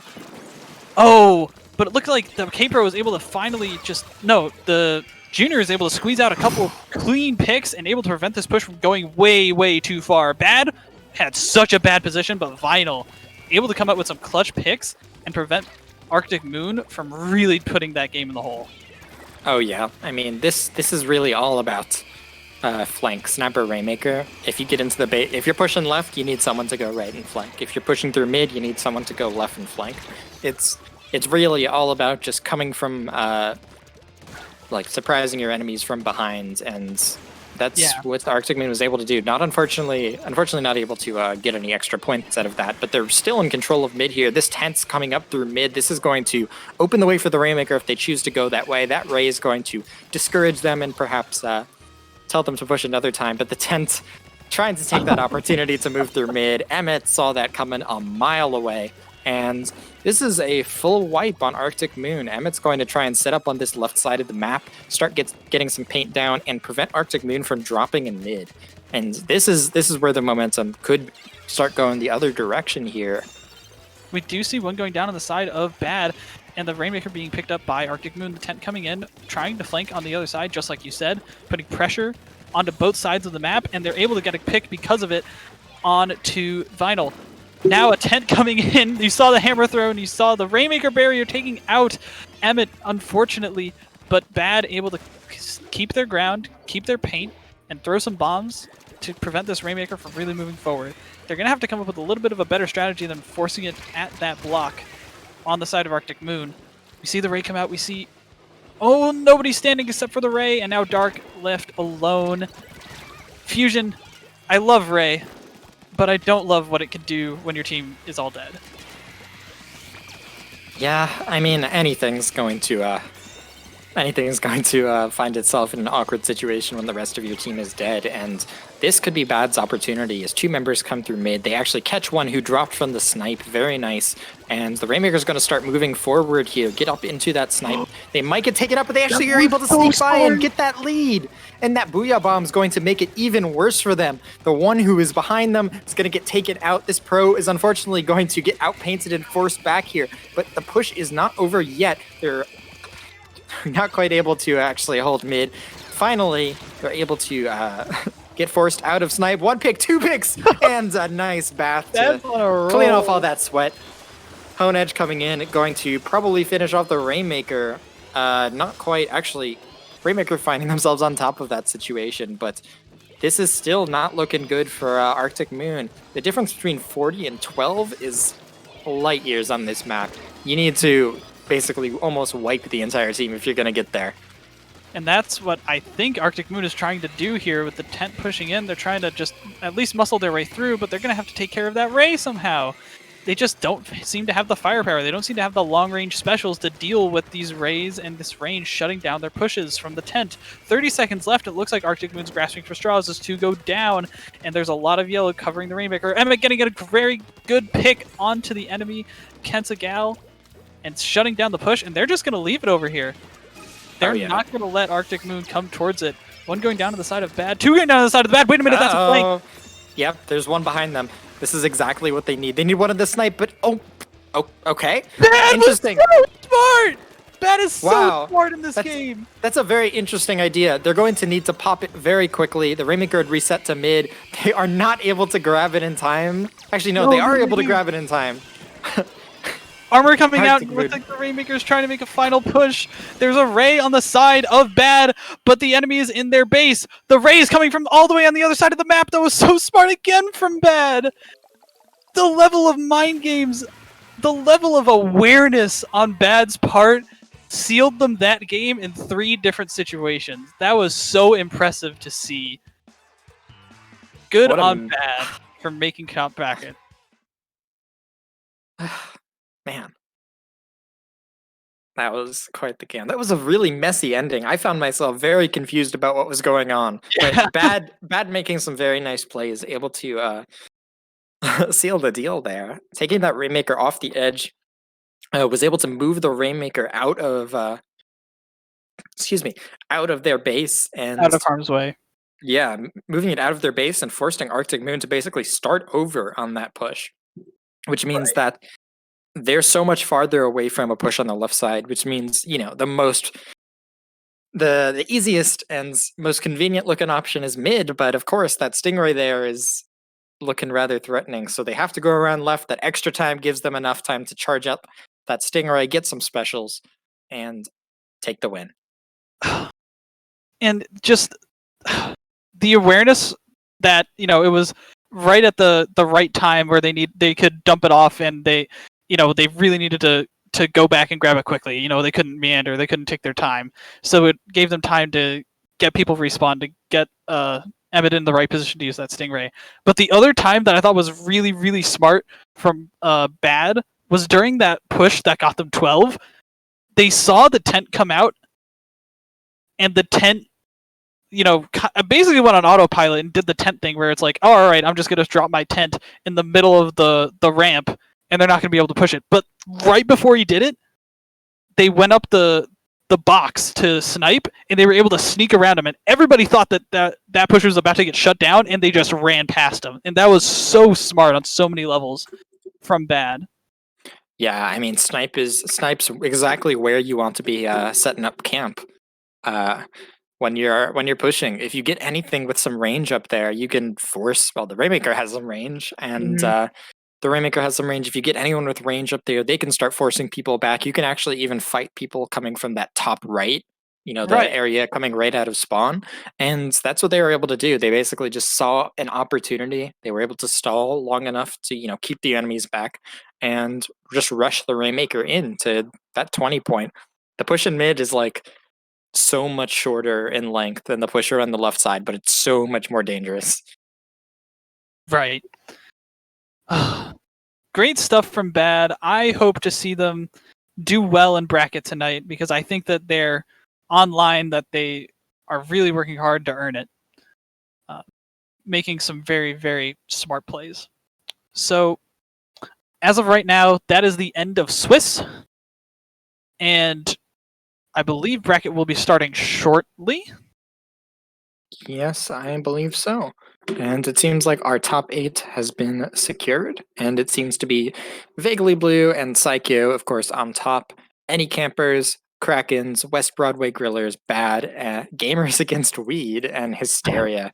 Unfortunately, Cataclysm narrowly not able to, losing the tiebreaker for ninth. But nonetheless, this is a very exciting Swiss phase and a lot of very exciting games. Agreed. This is a very interesting tournament to witness so far, and I can't wait to see what Top Bracket has for us in store. Speaking of which, we're going to take a short break while that bracket gets set up. I'm Magic 8 Ball. And I am Fusion. And Thanks this for is joining us. Testing Grounds. We'll be right back.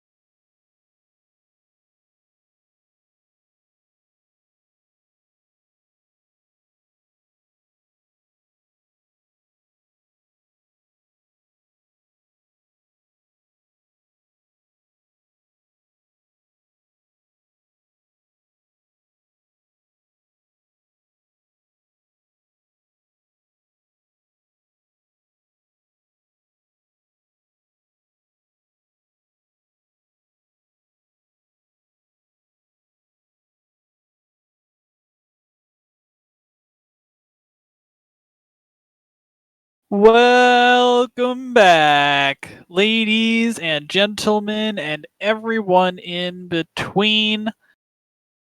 This is Testing Grounds 4. We are in Top Cut Bracket Top 8.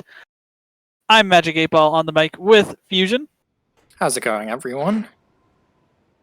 and we have got a great match coming up.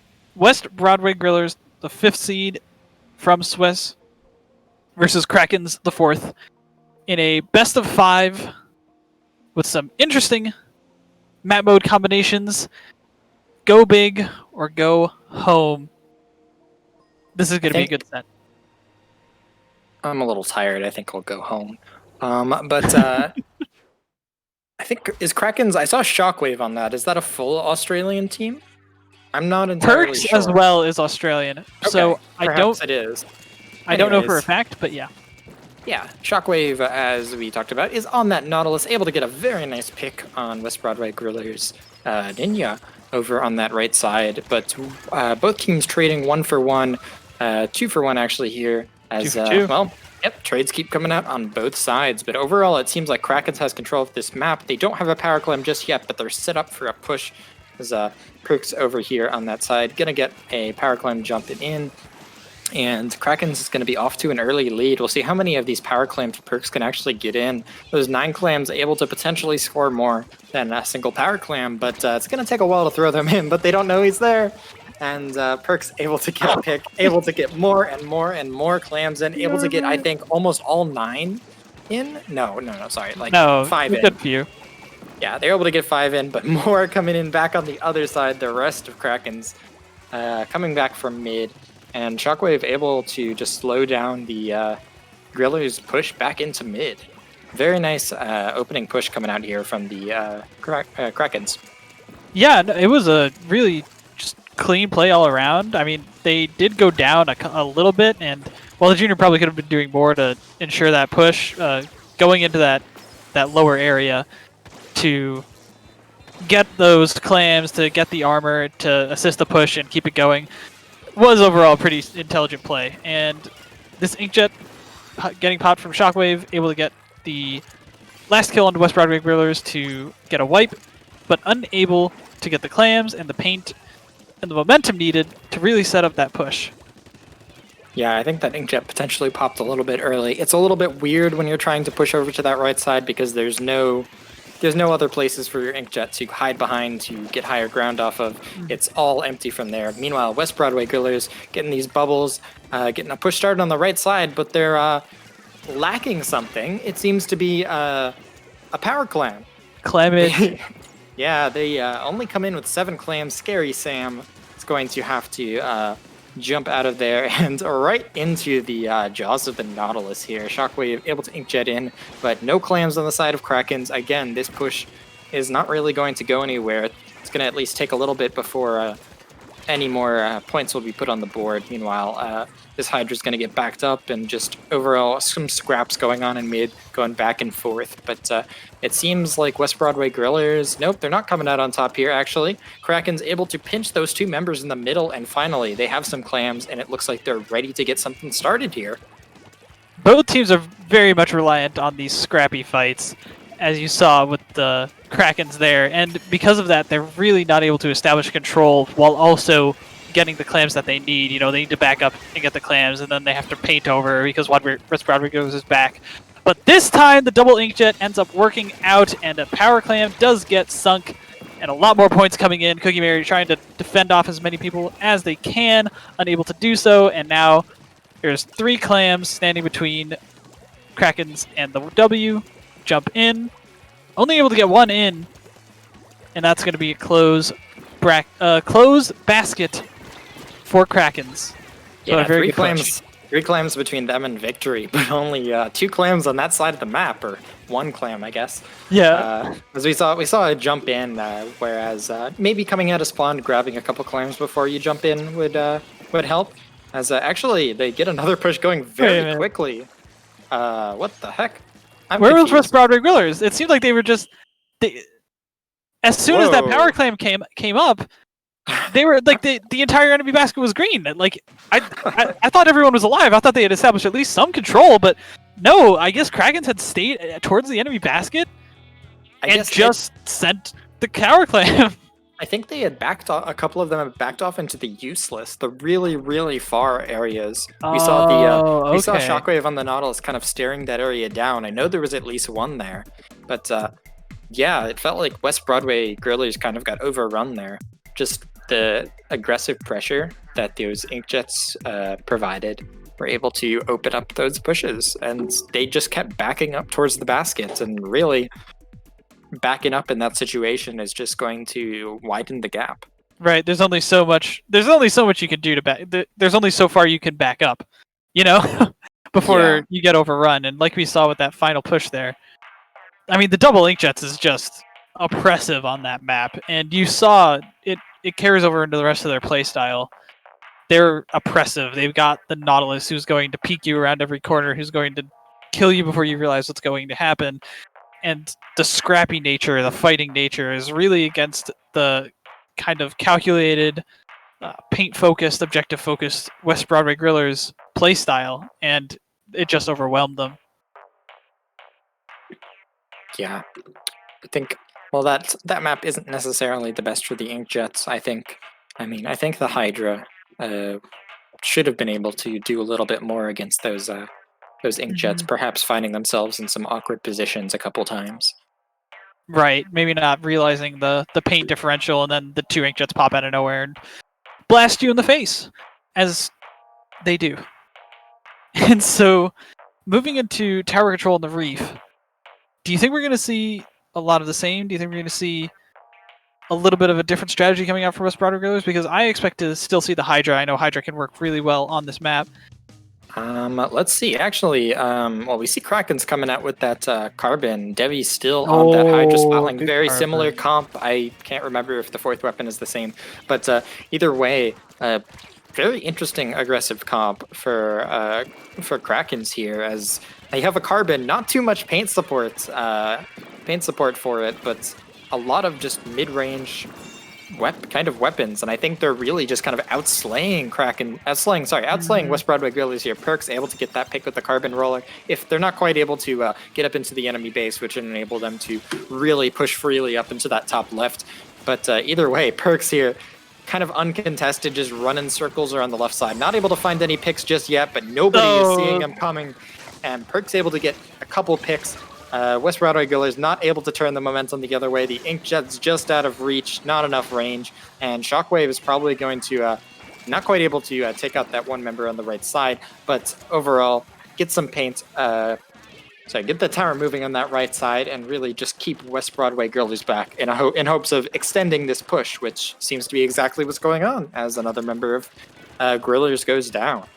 I mean, they just let that fly swatter run amok all up in their grill for a good portion of 45 seconds, and that push got through one checkpoint and almost got through the second, which would have been really important for Krakens. But like we said earlier, just the oppressive offensive play style is exactly what they're going for. They're trying to outslay, they're trying to show them that they're outskilled, really out-mechanicked.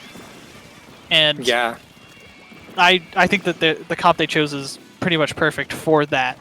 Although this is where the downfall of that composition comes in, because right now there's a tough lockout getting set up on the side of West Broadway Grillers, and that is the lead going to be taken for West Broadway Grillers.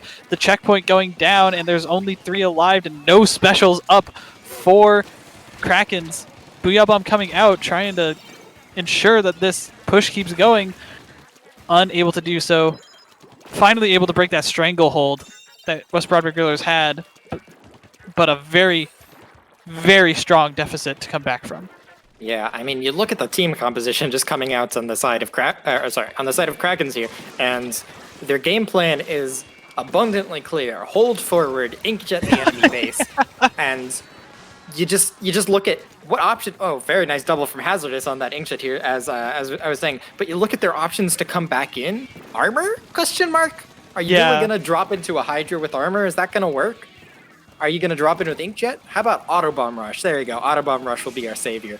But the tower is going to continue riding on that right side, but no armors, just the carbon. Or sorry, no Inkjets, just that one Inkjet on the right. But this Hydra is able to get a nice pick, abuse their range to slow down this tower push. A couple members going down, and I think as long as West Broadway Grillers takes this nice and slow getting back in and just make sure not to trickle in, they really have control of this game from here on out. Right. You know, they really used their specials well there. They used their specials together. They played around each other. They played around the paint. They played around waiting for the specials to get in, and then went in together. And it worked really well for them. And right now we're seeing the same thing. You know, not a lot of people going down, able to capitalize off of sloppy Inkjets that are probably too aggressive for their own good. You see that their cohesion is starting to really come together and pay off.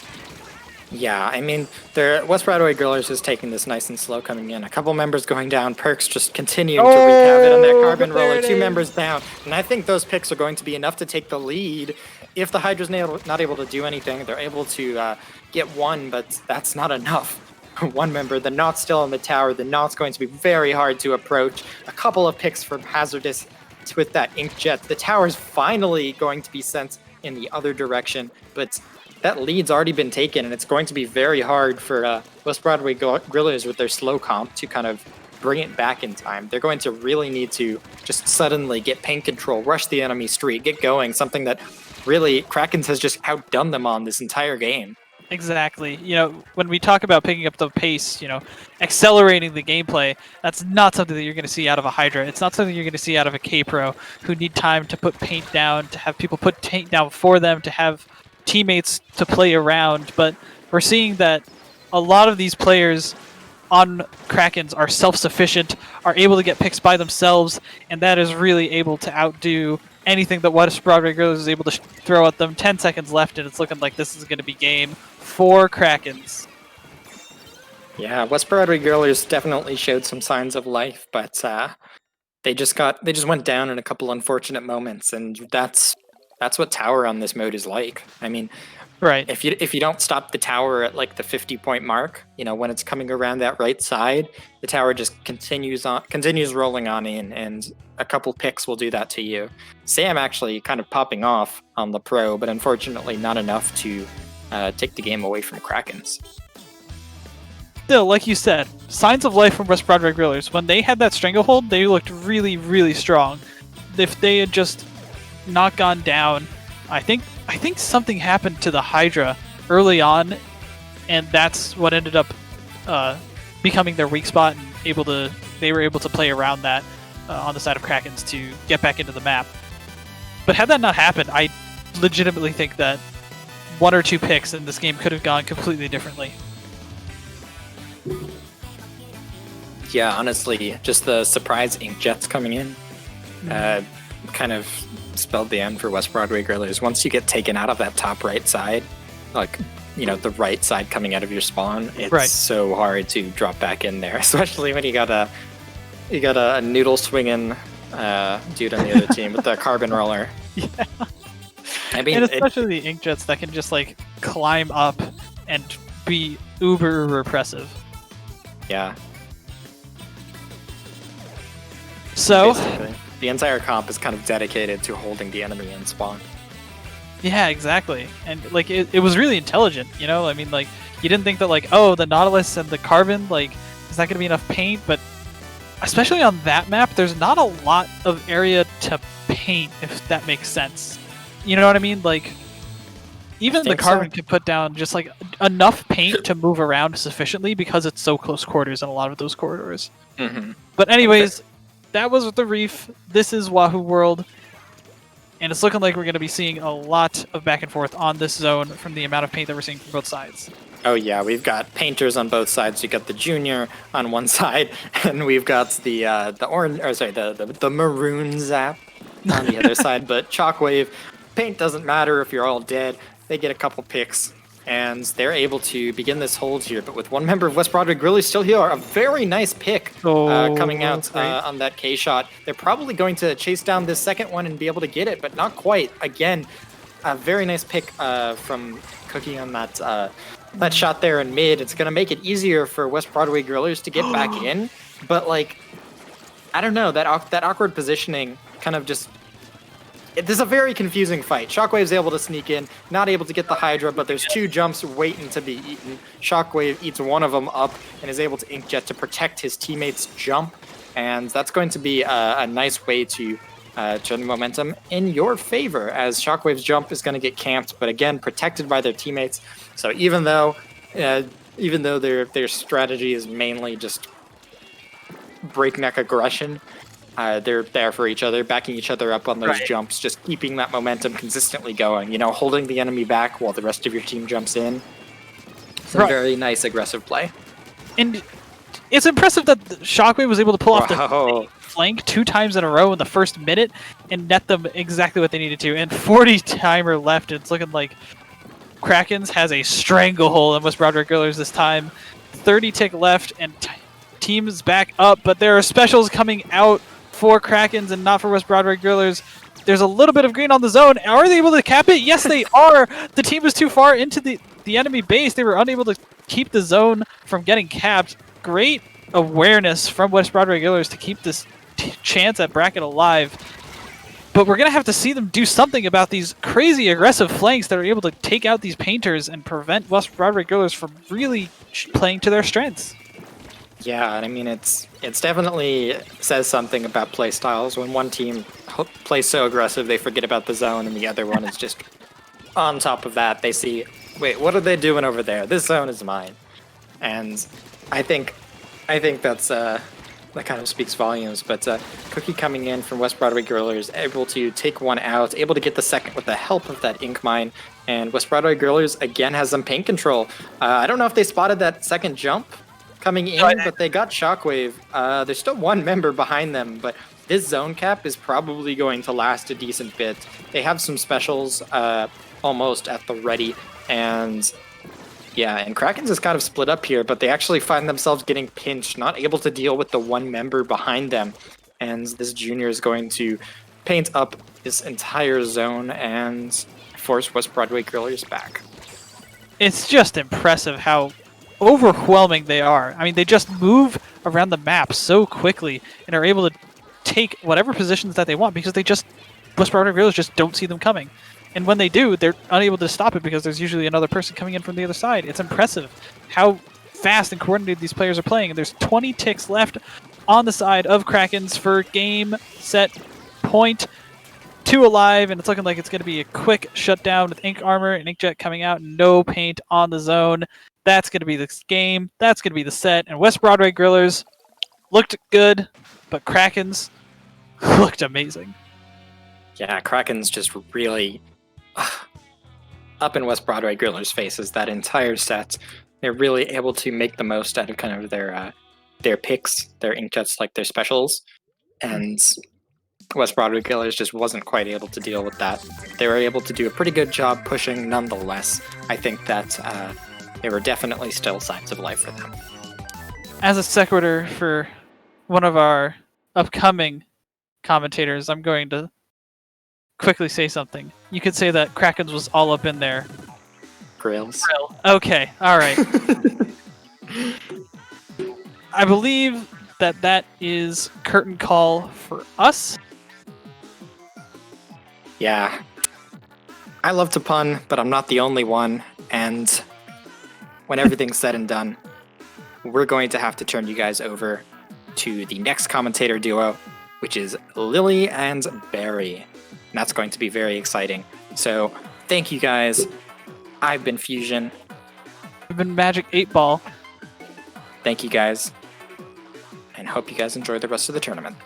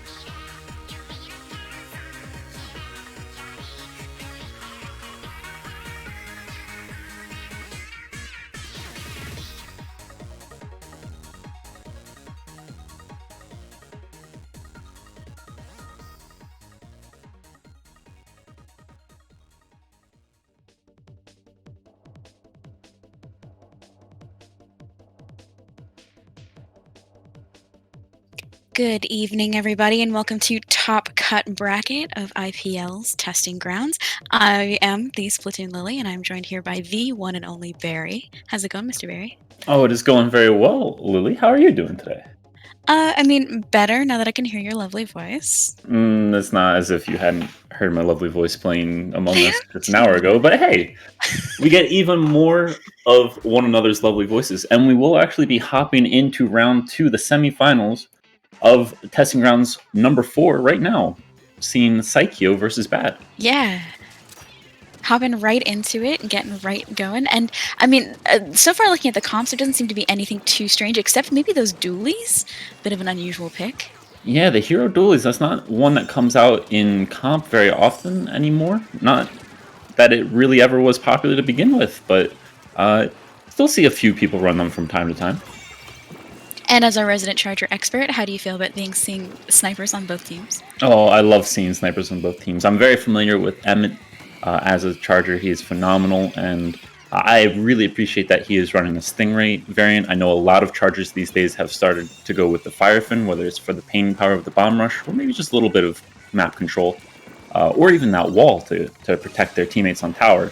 I still opt for that Stingray every time. The GG Ray is still alive. Especially on a map like this, you kind of gotta go for it, right? Yeah. We already see Bad, though, taking some really good control of mid and getting ready for a push. It looks like Saikyo got a little bit of a push earlier, but didn't get too far into checkpoints.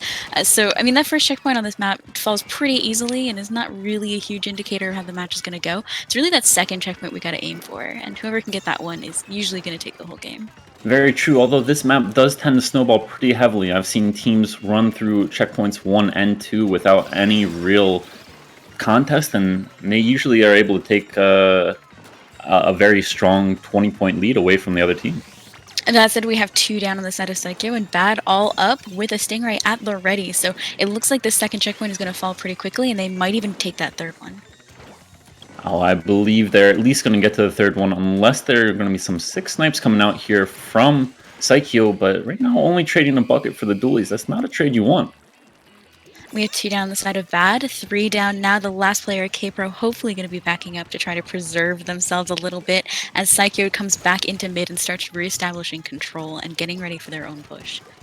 That's a great pick there from the 96 Gal, just to help clear out mid a little bit more, and this is actually a bit of an interesting time to start pushing up already.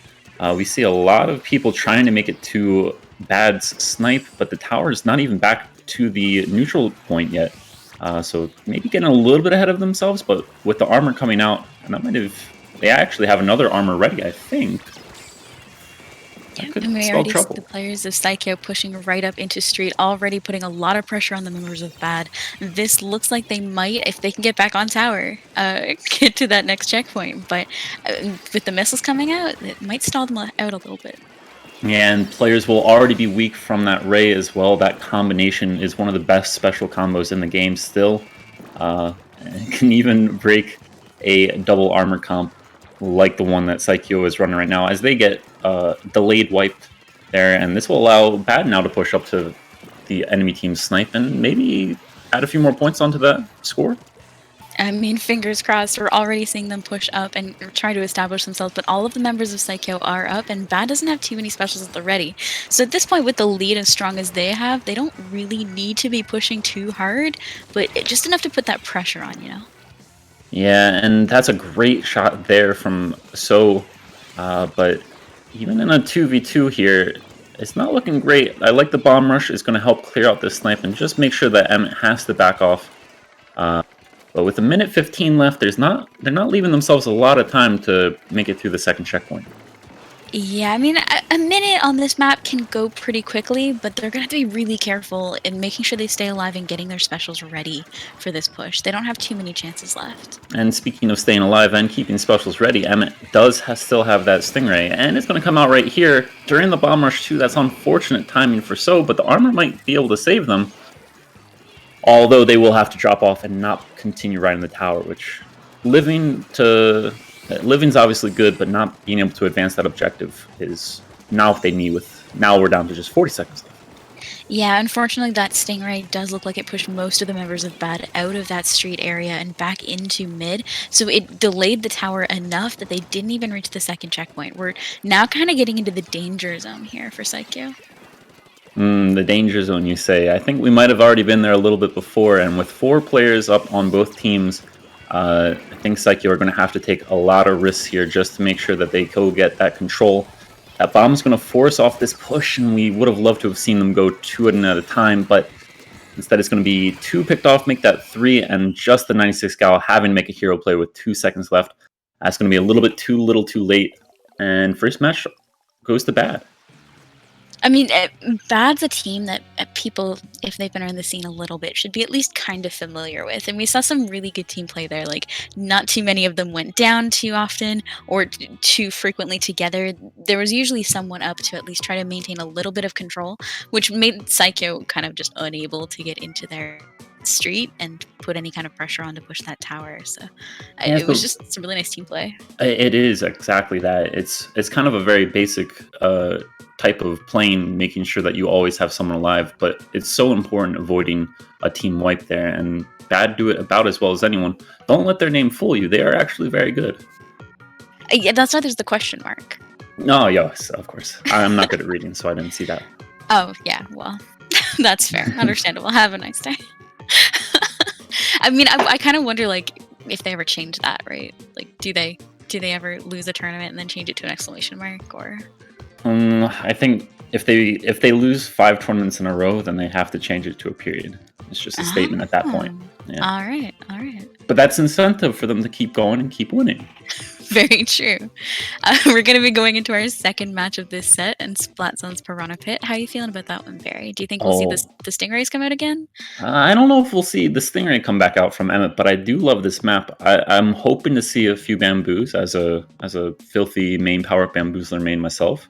We're all disgusted. Yeah, well, Double Bomb Junior, easy there. Fair. But this is really an enjoyable match, an enjoyable map to watch, because there's so many different ways to get back in, and even though it can be a little bit challenging at times, if you can coordinate a push back in together using 2 or 3 specials, you can make this map basically your entire color.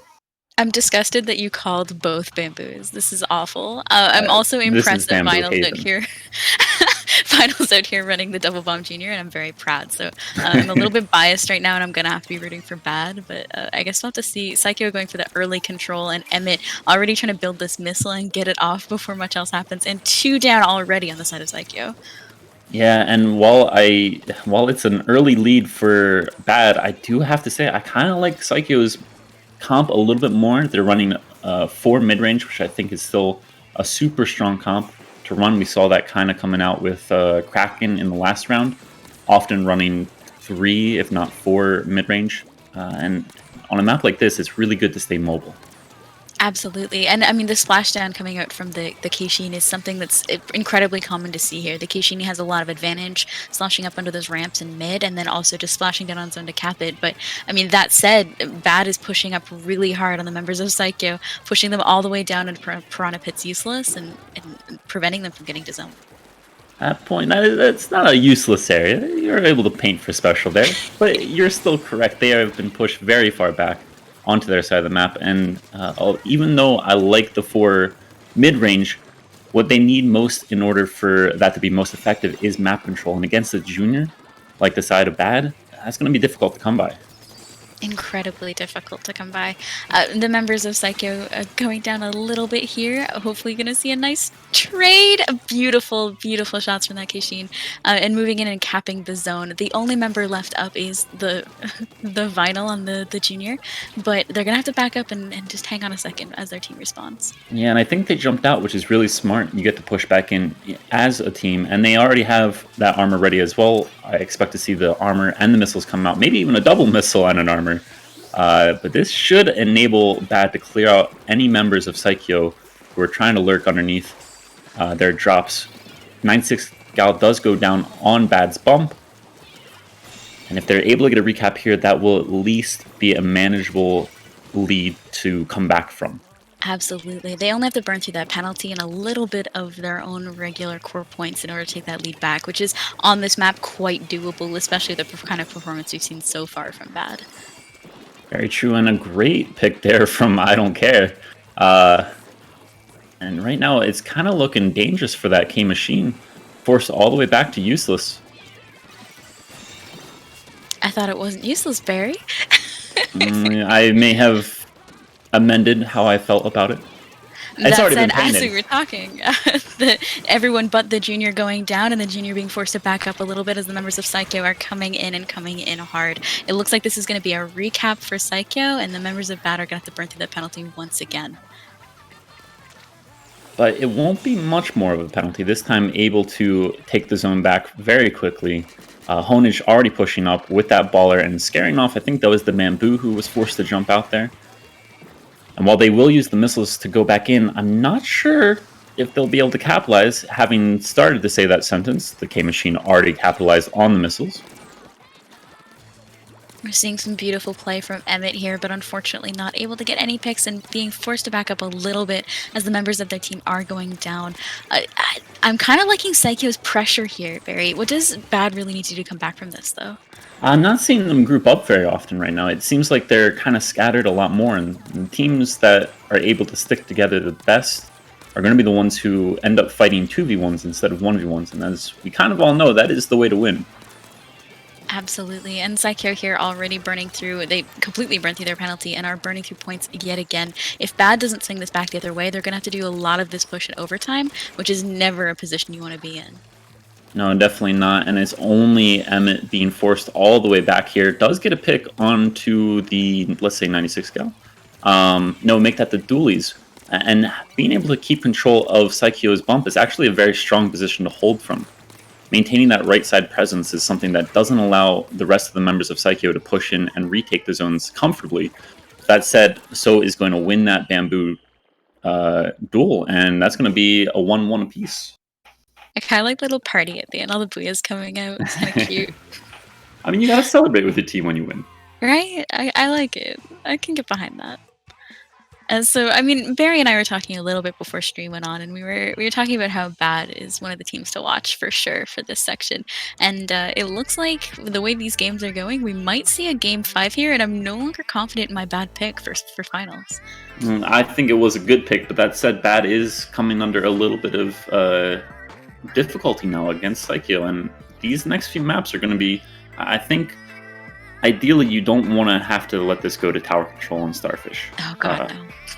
Because that map, we've seen how many times that map just is either a map where it's almost impossible to break through that second checkpoint, or one team ends up getting spawn camped. And yeah, it's a challenging map to be the decider. So try to win this next one for sure. And if you can make some good big plays happen on Clan Blitz Mako Mart, even more.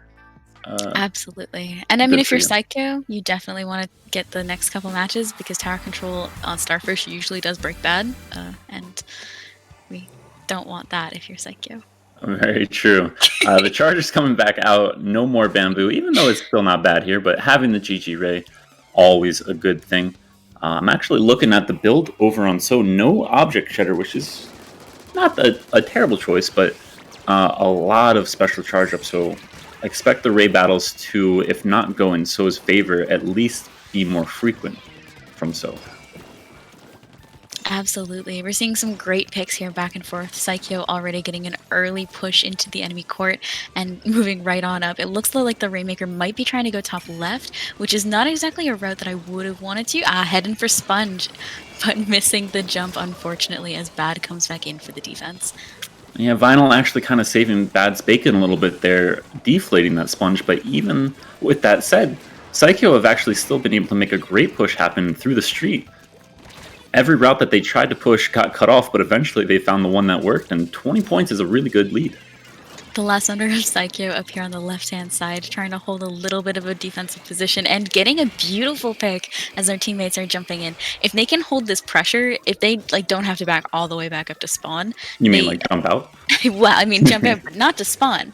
It means that they're in a good position to at the very least put a little bit of a damper on Bad's push back into mid. That's very true, and they still have great map control in that mid area. Will be going down though, trying to use the splashdown. It's not a special that often does its namesake justice. It usually stays up, but even with that said, this is starting to look like a very strong push for Bad.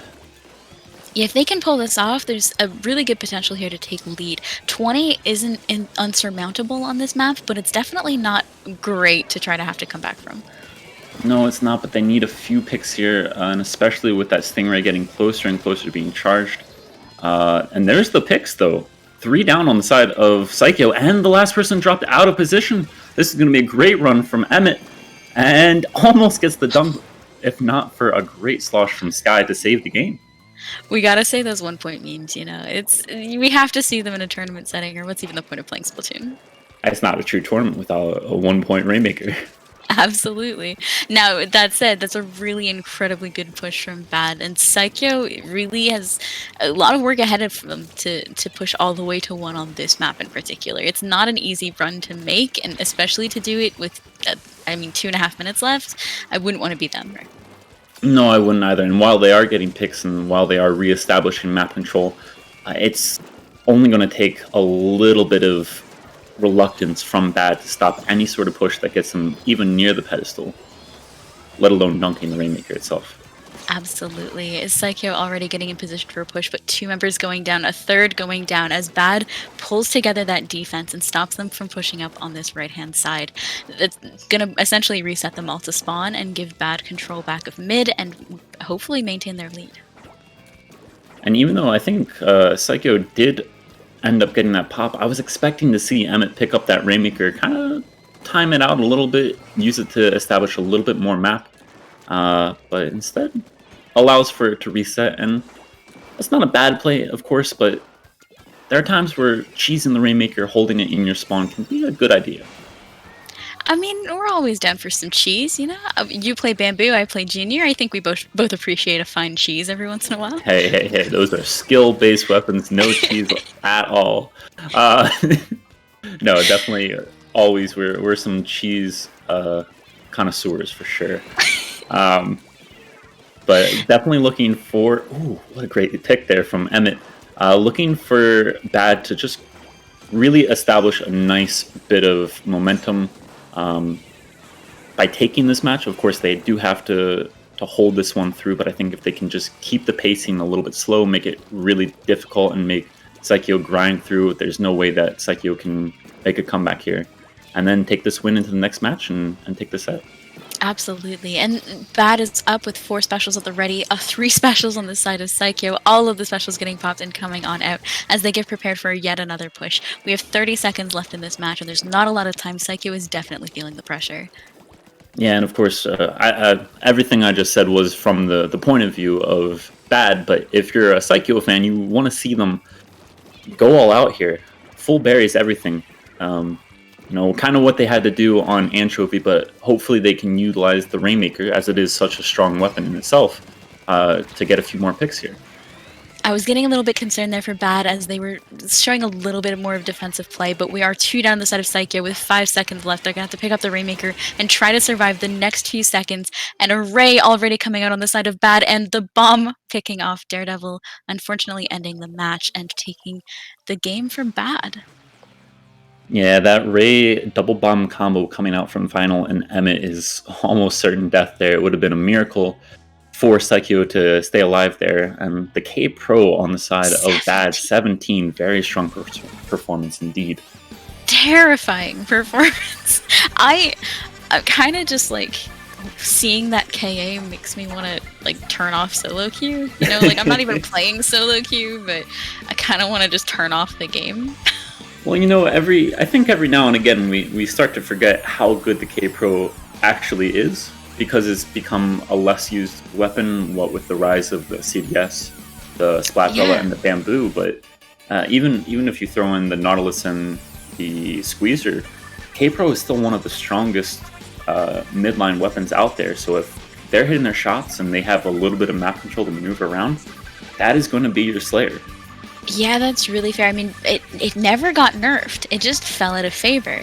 So a lot of the people who had been playing it for so long got really good at it. And the people who still play it, even though it's fallen out of favor, are incredibly good at it. As we saw there. Yeah, as we saw there. Going into our next game, we're going to be seeing Clan Blitz Mako Mart, one of my favorite modes, and a pretty okay map. This one, I guess, concerns me a little bit. We have seen Saikyo playing some more mid-rangey comps, and this is a map that doesn't typically favor a more slow playstyle. So, how are you feeling about these weapon comps there, Barry? I'm very interested in seeing the Squiffer coming out from Emmett here on the side of bad. Usually the Charger player opts for Bamboo in situations like this, but running the one-shot kill still with the Squiffer is not a terrible idea, and it does allow for a faster playstyle, bumping up that backline roll to a midline roll. And if Emmett can hit his shots here, that's going to be a very difficult thing for Saikyo to overcome. Absolutely. I mean, with a player as skilled as Emmett is, we've already seen him get 2 kills so far this match, and we're only 30 seconds in. So I would say that if anyone can do it, Emmett is probably the one who can. Very true. And even though Honage switches off of the Kenza dualies there, they do get to keep the baller option alive through that Squiffer. And while it's not the preferred method anymore, as it was kind of an early strategy to just jump into a baller, it's still one that can be effective when you need it.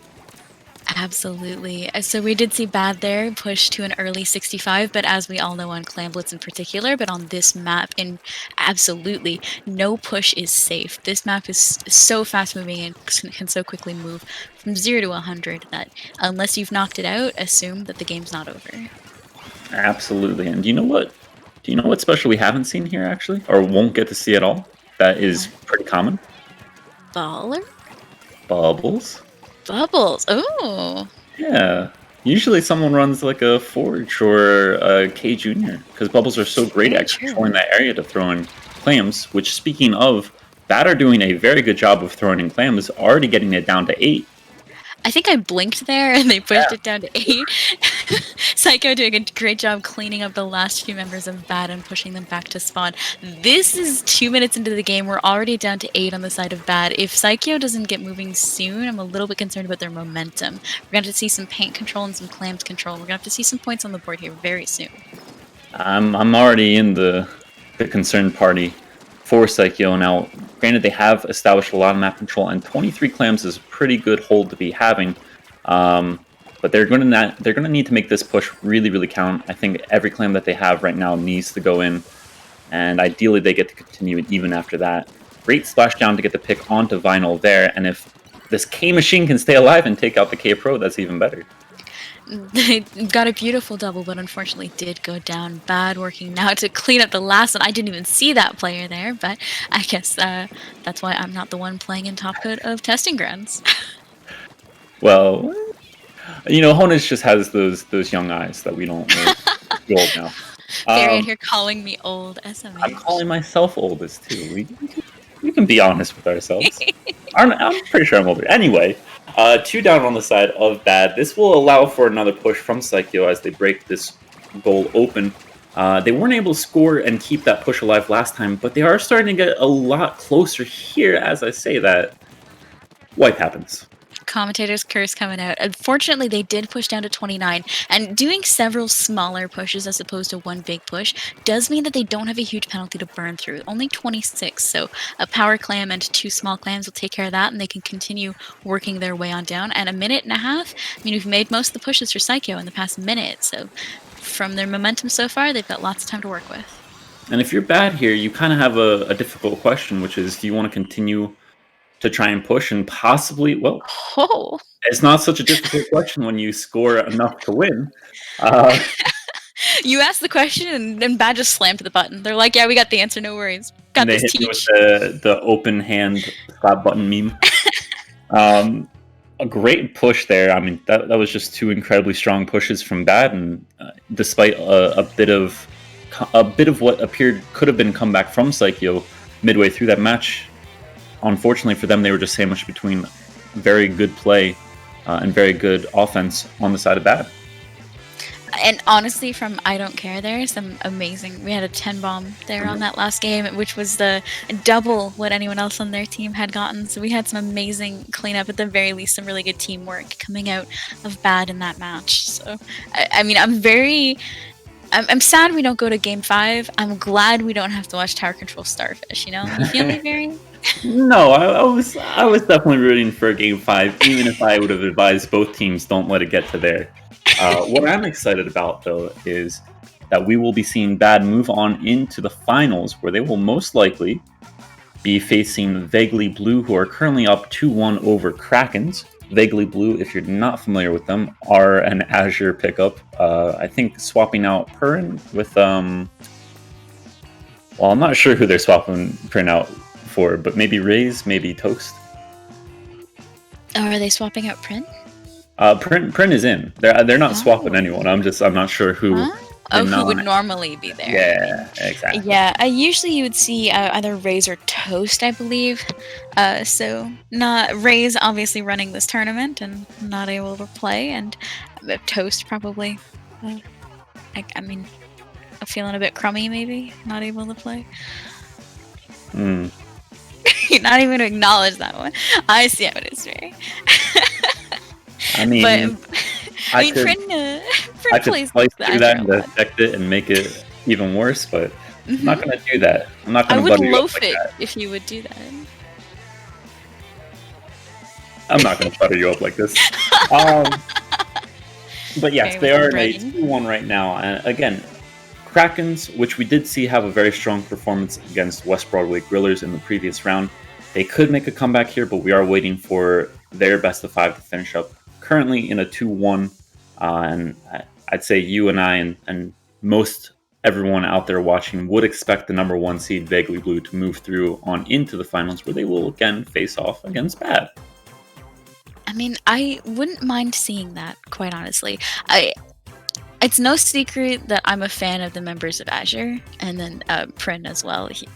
They're just a fantastic person and a fantastic player, so I would love an opportunity to get to see them play and, maybe meme on them a little bit. That just gives me a chance to join their VC after the games and, yell at them, so I'm down for that as a top coat. Are you expecting us to see the Azure Clams strat? I am expecting to see the Azure Clams strat. Thank you, Barry, for mentioning that. I'm very excited. Would you like to explain to the people what the Azure Clams strat is, as I've also had it explained to me? I'm always down to explain the Azure Clams propaganda. So, as it has been explained to me by the wonderful members of down at Azure, is the Azure Clam strat is to only pick up 3 of your 4 clams in order to maintain clam control and clam economy. Now, this is probably a strat you've seen around the community a little bit, if you've been watching or playing competitive for any period of time.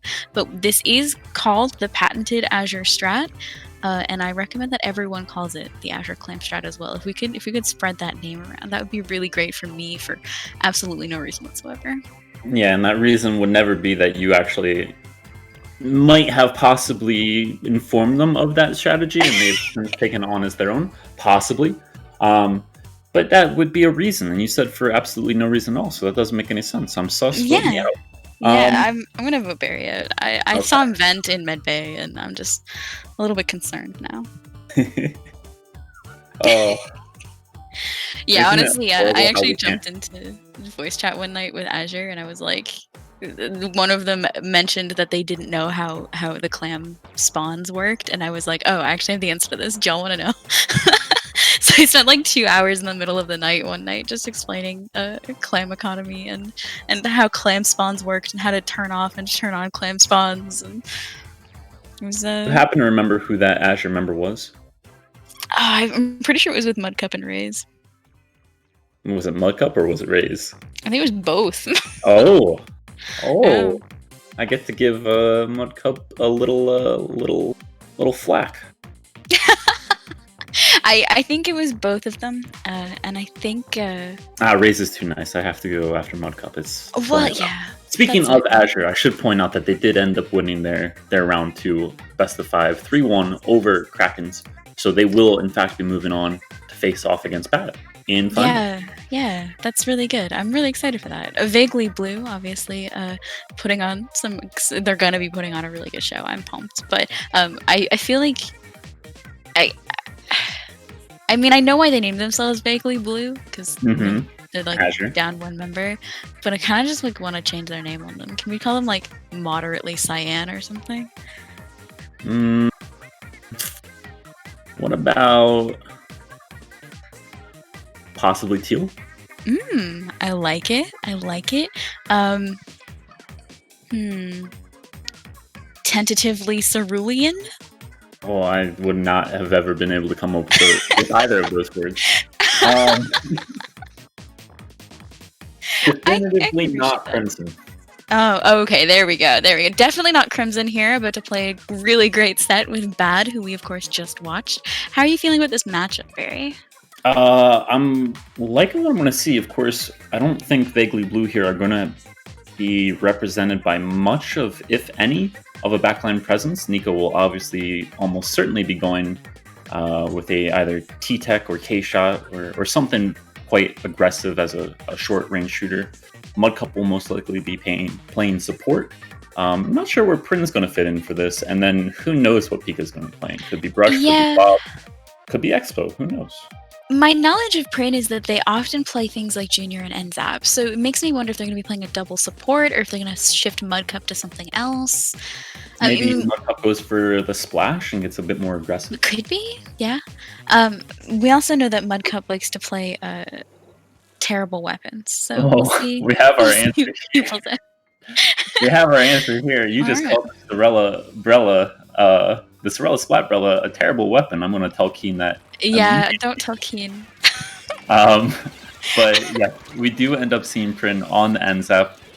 Nico is actually ended up on the K-Pro, and Pika right there with the blobber, making it look as good as anyone out there. Knows his geometry, that Pika. Absolutely. And we have a fairly standard comp on the side of Bad. The E-Liter coming out, obviously this map favors longer range weapons for sure. But we do see an early cap here coming up from Vaguely Blue, already trying to collapse on some members that are trying to do a little bit of a sneaky flank around behind zone, but we'll see how this swings. Well, it looks like all of Bad's members are going to swing right on into Mudcup and take him out pretty quickly there and reestablish this map control. Maybe able to get a bit more of a lead, and I think, is that Emmett pushed up over on the right side already? Might have been. I mean, I see Emmett here in zone already putting some pressure on the left-hand side where Vaguely Blue is trying to make their re-entry. Vaguely Blue is going to need a couple specials here, I think, if they want to take the zone, and we already see our rain coming through. But it doesn't seem to be doing much work for them. No, and I think a lot of that is due to Honage. It was Honage who I saw on that right street there and was able to get several picks and then followed up even with the flank coming through the snipe area. And that's given Bad such incredible map control. Unfortunately, Mudcup does go down, so this push is going to have to be done in a 3v4 style if you're Vaguely Blue. And the push has to come incredibly soon. This map is very large and this zone is so hard to paint. If they don't start trying to cap this incredibly soon, we're down to the last few seconds and no interrupt, meaning our first game is going to go to Bad. That was unfortunate. One could call it unfortunate. One could also say very well played by Bad. I think getting that player across the grates, especially a nimble weapon like the CDS, that's a great position. Honage topping the boards with that 8KA. And Vaguely Blue kind of just never got anything started there. Yeah, that map is one that's really easy to snowball. I find it pretty similar to like Wahoo World, where the zone's hard to get, and if you don't start moving pretty early, you're not going to get there in time. And it just felt like, unfortunately, Vaguely Blue didn't quite get the momentum they needed when they needed it in order to cap the zone. So. And especially since Bad's comp works best when they already have map control. You allow that E-Leader to post up and deny anyone pushing back in easily. So since they were able to get positioned really quickly, basically from the start of that match, that made their hold that much easier. Absolutely. Going into our second game on Clambelet Snapper Canal, how are you feeling about this one, Barry? How do you feel about this map? Listen, there's not a map in this game that pops up in tournaments frequently that I don't love, because just about every map plays pretty well for Bamboo. And this is certainly one of those. I expect to see Emmett swap over to Bamboo once again. But I think I actually favor Vaguely Blue here. I think they're going to be fairly aggressive. This time dropping the K Pro for the T-Tech, the Octo Shot more specifically, and the double slosher from the Blob and Mudcup's K-Machine could make for a lot of trouble. I will say I'm a little bit surprised to see Pika playing Blob here instead of Brush. Pika does like his brushes, and especially does like them on Clam Blitz, but maybe just feeling the Blob tonight, who knows?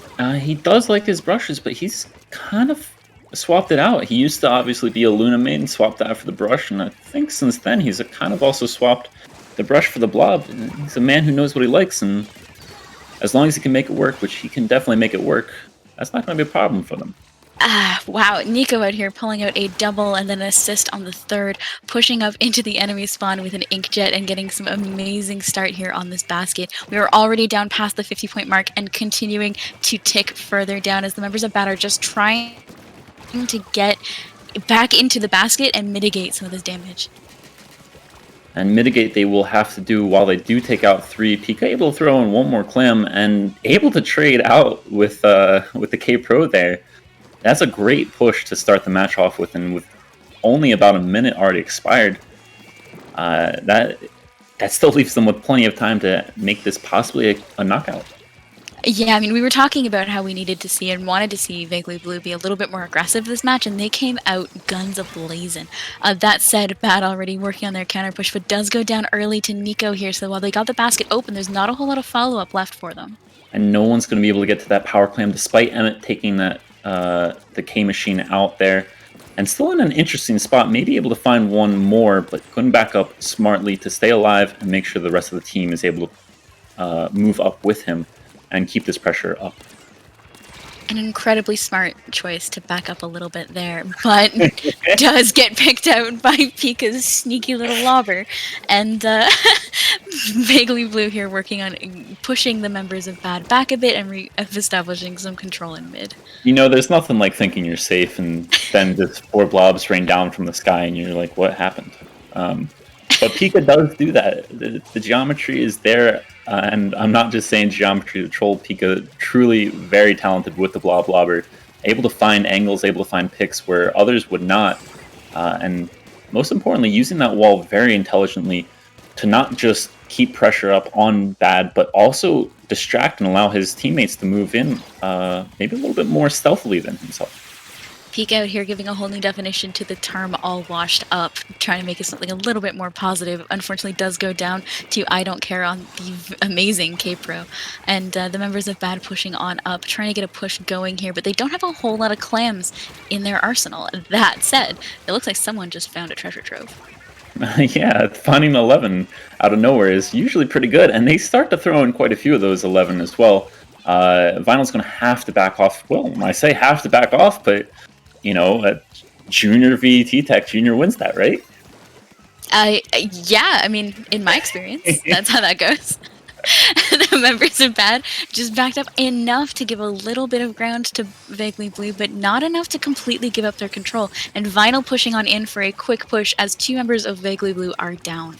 And Vaguely Blue actually kind of maybe losing a little bit of focus here because they're about to lose the lead as well. What a great comeback this has already been. And still a minute left, but they kind of just started to feed a little bit, running one at a time, and they've done this to the point where they've only left a 7-point difference between the current score and knockout. Absolutely. There's a minute left in this game, and Vaguely Blue is going to have to work overtime now to get their paint control back and to get their clam control back so they can get another push in. They're still about 50 points off lead, if not more, and it's going to be really difficult to get there. Well, it might be difficult, but they are starting to get there. I think they got stopped before that the second football could make it in. And while Nico's able to find a trade there, that's not enough points for them to even leave themselves in a great position for a follow-up push. Realistically, they're still going to need 2 more footballs to even get lead. Yeah, which is not a great position to be in with the last 30 seconds on this map in particular. The clam spawns on this map are a little bit strangely placed, so if they're not working now to get clams, they might not even have a football by the time the game ends. And you would know something about that clam economy. we might be seeing Bad taking over the Azure clam strategy, because it doesn't seem like there's many clams out there for Vaguely Blue to find. Absolutely not. Emmett already over here in a great 1v1 with Pika. Pika wisely choosing to back up a little bit and try to help some teammates out. They do have a football at the ready, but if they don't start moving towards that basket incredibly soon, they're not going to make it in time. And with the clam carrier going down, that might be game. I think that's going to be game unless Mudcup can make the greatest of hero plays, but one Splat Bomb is going to deny any possibility, any imagination that we could have had at a Vaguely Blue comeback as we see. Unfortunately falling into the water as the time runs out. That's going to be 2-0 to Bad, and this is turning into, I would say, a bit of a shock performance right now, at least in our eyes. Yeah, it's not entirely how I expected that to go. Pika was trying to redefine all washed up there, and at the very end, reset that definition back to normal for us. We appreciate that, Pika. The dictionaries don't have to update anytime soon, but maybe I like the how next you brought game. this bathtub pun back around for a second time. I had to. And I get to roast Pika just a little bit. So when they watch back this tournament stream, I'll probably get a ping where they'll yell at me, and I appreciate that. Please do yell at me, members of Azure, for that really bad pun and a little bit of a roast. But we are in a best of 7 now, so Bad 2 games up. They just need 2 more in order to take this. But knowing Vaguely Blue, this isn't going to be an easy run.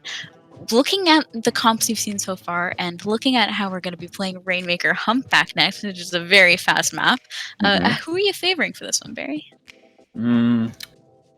I suspect that we're going to see a lot of resistance from Bad. I think Emmett's going to opt back over to the Splat Charger, bring out the Ray, and probably try to utilize that to deny any major pushes, but I think eventually that those floodgates might break, and Vaguely Blue are going to be able to push this to, if not a knockout, to single digits. But what I'm really looking forward to, and I'm hoping that we get to, is a Game 5 at Splat Zone's Blackbelly. I can't wait to see what Vaguely Blue bring out there. Can we talk about the hammer sploosh for a second? Like, I understand why, and it's a disgusting pick for this map. Not something I expected here. No, I think in the current meta of Rainmaker, if you're not seeing a hammer sploosh, then or if you're not expecting a hammer sploosh, you might not see it, but if you're not expecting it, you're maybe not giving enough credit to the sploosh 7. Very true. It looks like Bad already here trying to get their defense up, picking off 3 members of Vaguely Blue in an incredibly fast push all the way to 17. Not entirely a winning push on this map, but definitely not something you want to see before the first minute of the game is even up. Oh, certainly not. That was so quick and so effective from them, taking out one member after another of Bad's team. To push it to 17 is actually kind of a good stop if you're Bad. That could have been a knockout quite easily there. Absolutely. We're already seeing 2 members of Vaguely Blue down, meaning 2 less for this defense. Fortunately, 1 does manage to get the pick on the Rainmaker, and Bad is going to have to reset as 3 of their members go down, and they're going to have to work on getting mid back before they can start that push up again. With the double bomb coming out, that's, again, a very scary sight, especially if you're the Rainmaker carrier. I find myself so many times jumping up while shooting the Rainmaker, and the bomb lands under my feet. That's inescapable. Absolutely. Vaguely Blue already pushing up 2 down, and maybe needing to give up a little bit of ground here. Nico with a little bit of a sneaky push. I think that they're just going to wait and see if anyone doesn't pick up the Rainmaker. Unfortunately, isn't going to be able to get the cheese here as we had hoped, but moving back out into mid as Bad tries to reestablish some control. And that is the second time we've seen Nico try that. Now, the first time they got found out pretty quickly, but maybe the pressure of this 17-point lead is starting to show on Bad. That time they didn't even go looking for Nico. They kind of just ended up trying to take the Rainmaker out. Granted, it was a smaller patch of ink and maybe a little bit more concealed, but still, that type of stealth, that could be the difference. Yeah, I mean, to be fair for Bad, I think they might be getting a little bit concerned. 2 pushes now, almost to the 17-point mark, makes me a little bit stressed out, and I would also be rushing, trying to get back into mid, just trying to make sure that we can get our own ground as well. We're 2.5 minutes into this game, and there's not a whole lot in terms of a push for Bad just yet. No, but we might get to see one now as 2 members go down on the side of Vaguely Blue, make that 3, and it's just going to be Stop there from, I think it was Mudcup who got the kill on the Rainmaker, and great job getting that pop. They do need to drop that off as they do so promptly. But Pika will still go down there. That's not the most clear area in the world, and Bad have not let off on this pressure yet.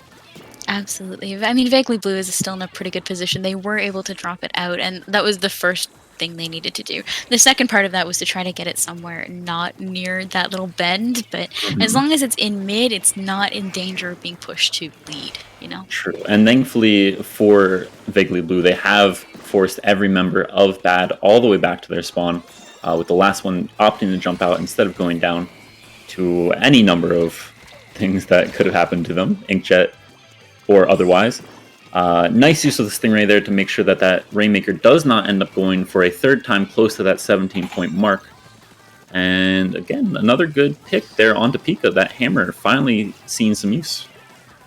Absolutely. We're seeing some really good work here in Bad, trying to take control of some mid before they move forward, but unfortunately a sneaky member from Vaguely Blue does come in. Nico getting a great pick on that Rainmaker and stopping any push from going in immediately, meaning Bad's going to have to spend a little bit more time here getting some control and some picks before they can move again. What? The splash ball killed the hammer? I think that's what we call guillotined.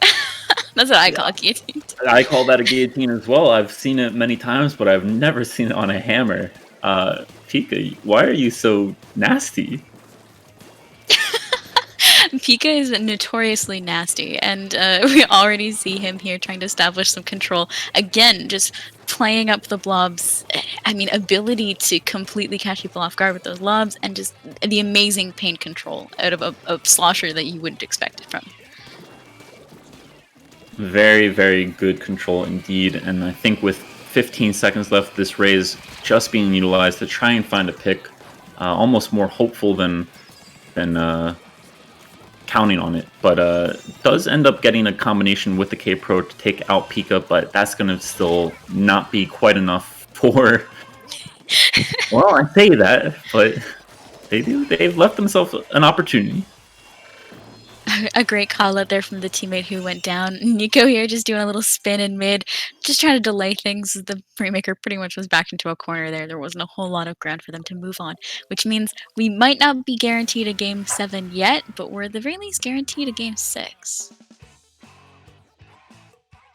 Or game 5. Yeah, but I want a game 6, so I'm gonna put that out into the universe. But it's not a guaranteed game 6. I mean, but I want it though, Barry.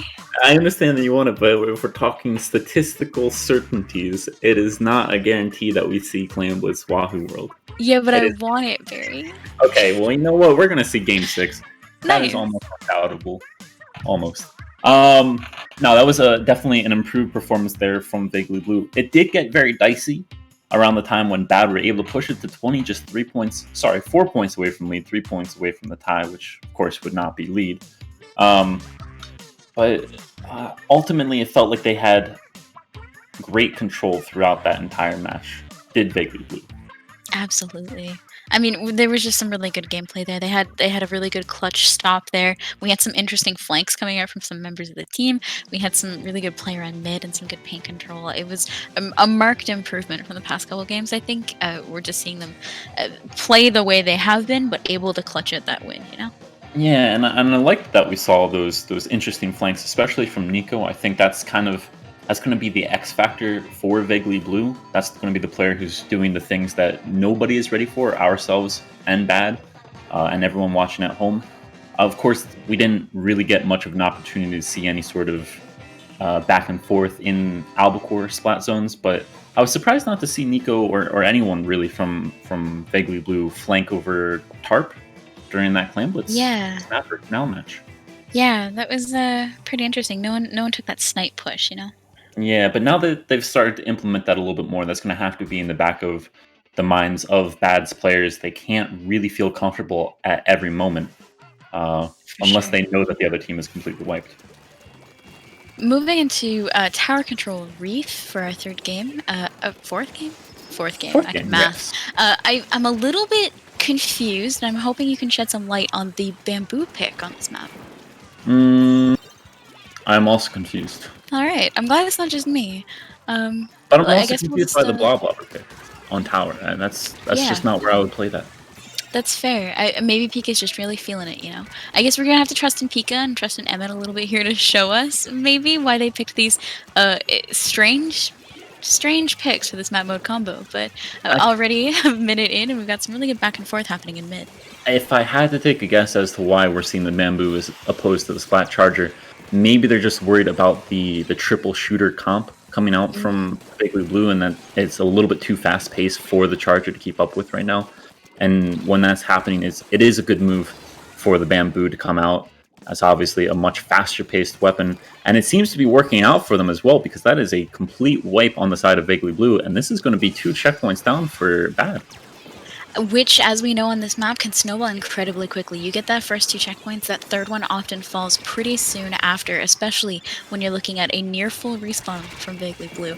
That said, 2 members down on the side of Bad, and they're hopefully able to stop the tower soon. We're ticking down, and 3 members down on Vaguely Blue means we have a knockout for Bad with some beautiful tower dancing. Vinyl just clutched up in a 1v2 there. Honestly, see that into the knockout. That literally just snowballed. Like, we were talking about a potential snowball, and they just rolled with it. So I don't Speechless? I don't have a lot to say. Yeah. Yeah, I too am a little bit speechless, and I think remember how you said you wanted to see Game 6, and then I said, oh, okay. Yeah.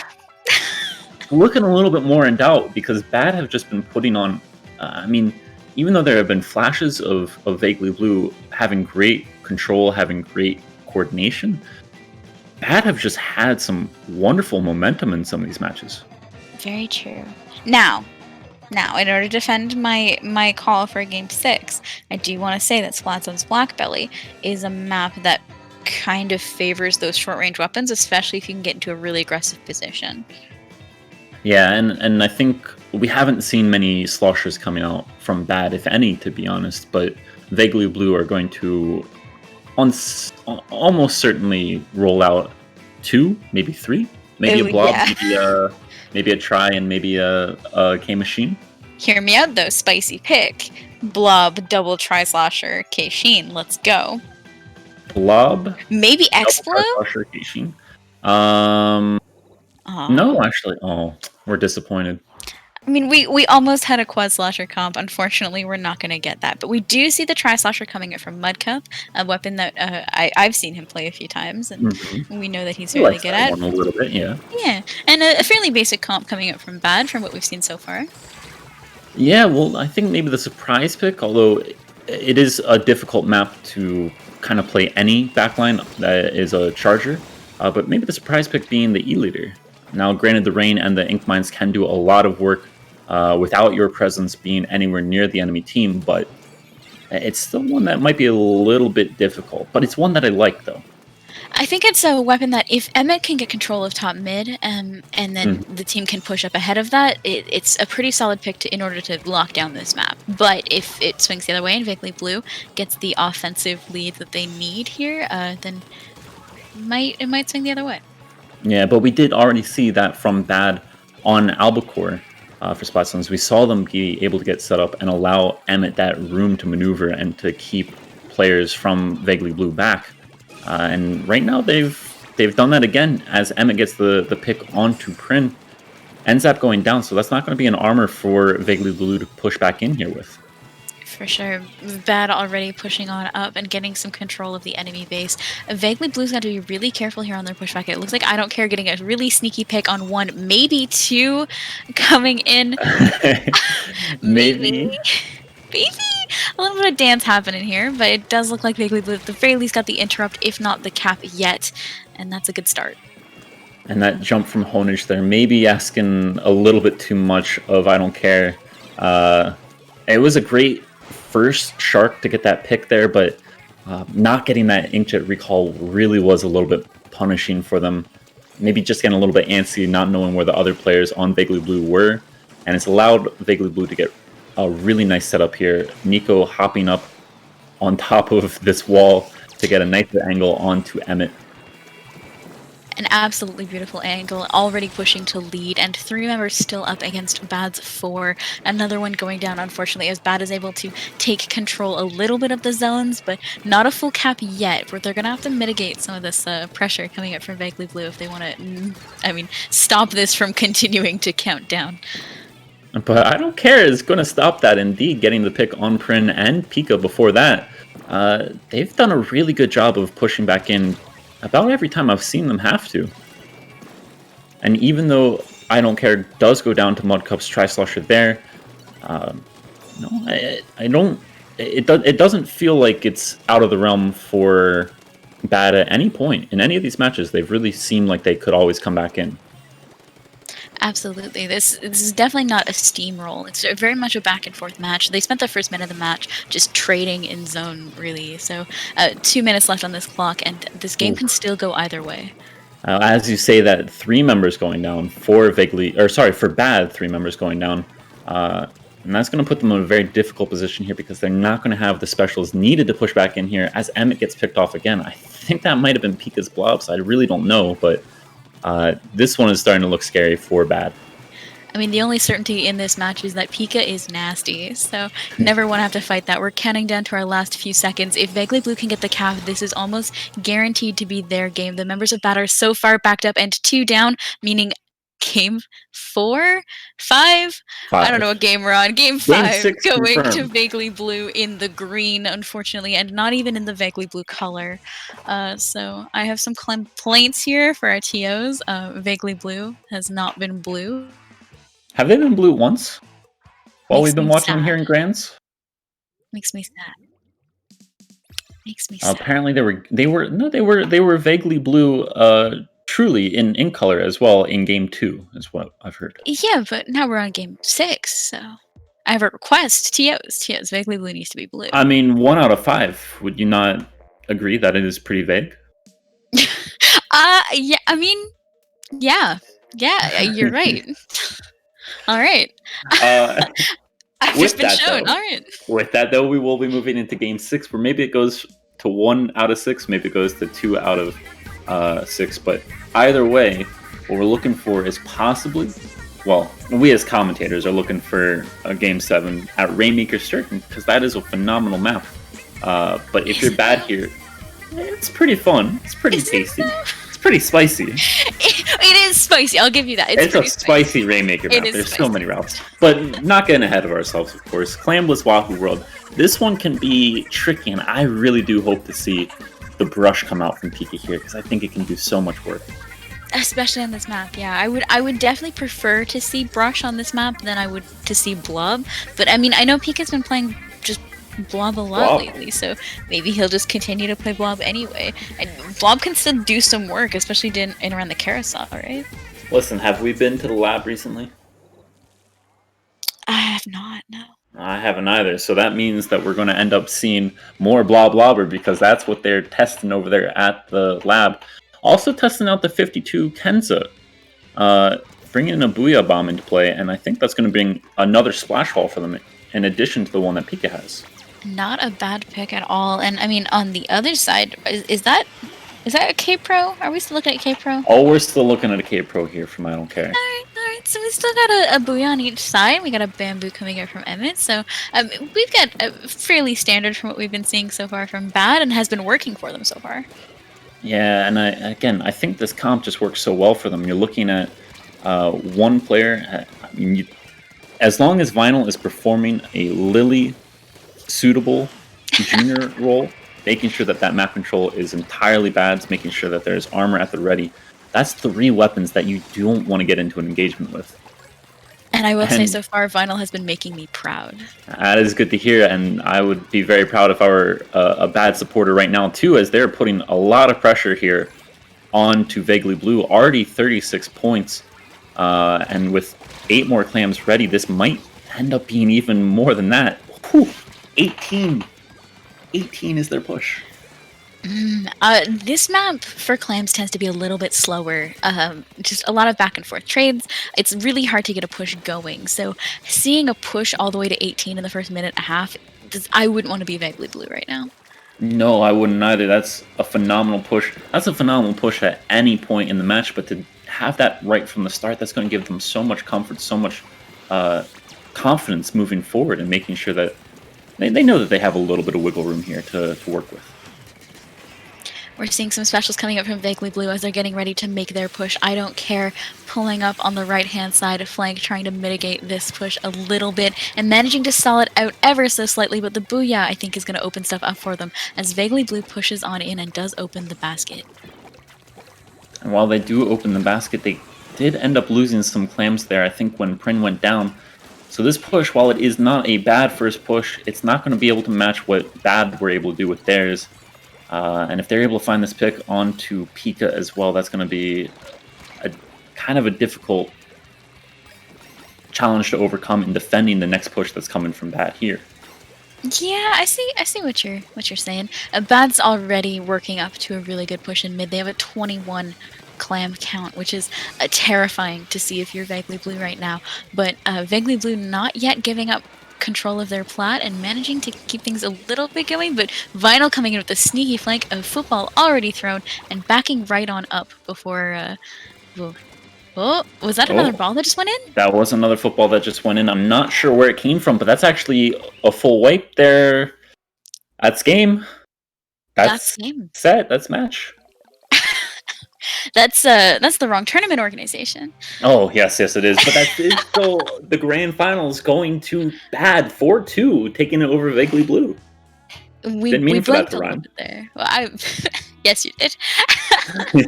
I blinked a little bit there, and what looked like it was going to be a solo play from Vinyl turned into a really good play to end the whole game. So, congratulations to Bad taking, the grand finals against an incredibly good team, 4-2. Good work, everybody. There was some amazing games in that set. I think maybe I don't know. I don't know what to say. I'm at a bit of a loss for words. We've obviously seen Bad progressing time and time again, and it is important to remember that this is not Azure. This is Vaguely Blue. As talented as Prin is, the team as a group might not have that same coordination that they would have with Raze or Toast. But that said, Bad looked damn good throughout so many of those matches. They fully earned that victory. Absolutely. Congratulations to Bad, who's going to have to change their name tonight to Good, I guess. Mm-hmm. Good question mark? I'd say good, period. They're good. Oh. They're really good. Good exclamation mark? Yeah. Good exclamation mark. I like it. So, we saw some amazing sets there, and thank you so much for joining us here tonight. I do have a small announcement on behalf of IPL and Checkpoint 1. Checkpoint 1, if you don't know it, is a server dedicated to casual and low-level competitive Splatoon players. It's a place to make friends, find teams, scrims, PVs, and league buddies at a similar level. It's running an in-house tournament for new and low-level teams with players with low X rank and below, tailored for new players to dip their toes into the competitive Splatoon scene. Please, if you fall into that group, head over and give it a try. This is a server that I am very involved in as a moderator for, and definitely support their tournaments and check out everything that's going on over there. Head over to the Discord server at discord.io/checkpoint1 to check it out. And thank you so much for joining us here and for joining me, Barry, on Grand Finals casting. Oh, it was my absolute pleasure. Let's get some words out of my mouth properly. I'm still in a bit of a shock here at just how good that word, but it was my pleasure to join you here, Lily, for what turned out to be not just a surprising upset, but a very incredible performance there in Grands. Yeah, honestly, it was a great set to watch. I guess I don't have it. If you want to find me, you can find me at Splatoon Lily on Twitch and on Twitter. And if you want to find Mr. The One and Only Barry, you can find him at The Barry with 4 Ys on Twitter and a single Y on Twitch, as he is very special and partnered on Twitch. Nah, partnered, yes. Special, nah. We're just vibing. You can vibe and be special. I hereby decree. All right, fair. But can you vibe, be special, and make some more toast puns? Me right now? Mm-hmm. I don't know if I can slice one off right now, but I can. Oh, there it is, and My that's best. how we end it here. Thank you, everybody, for joining us. Tune in to, any other events that IPL are hosting. Tune in again next week again for Testing Ground. Maybe you'll see me and Barry back sometime, and I hope you all have a wonderful night and a happy Halloween. Take care, everyone.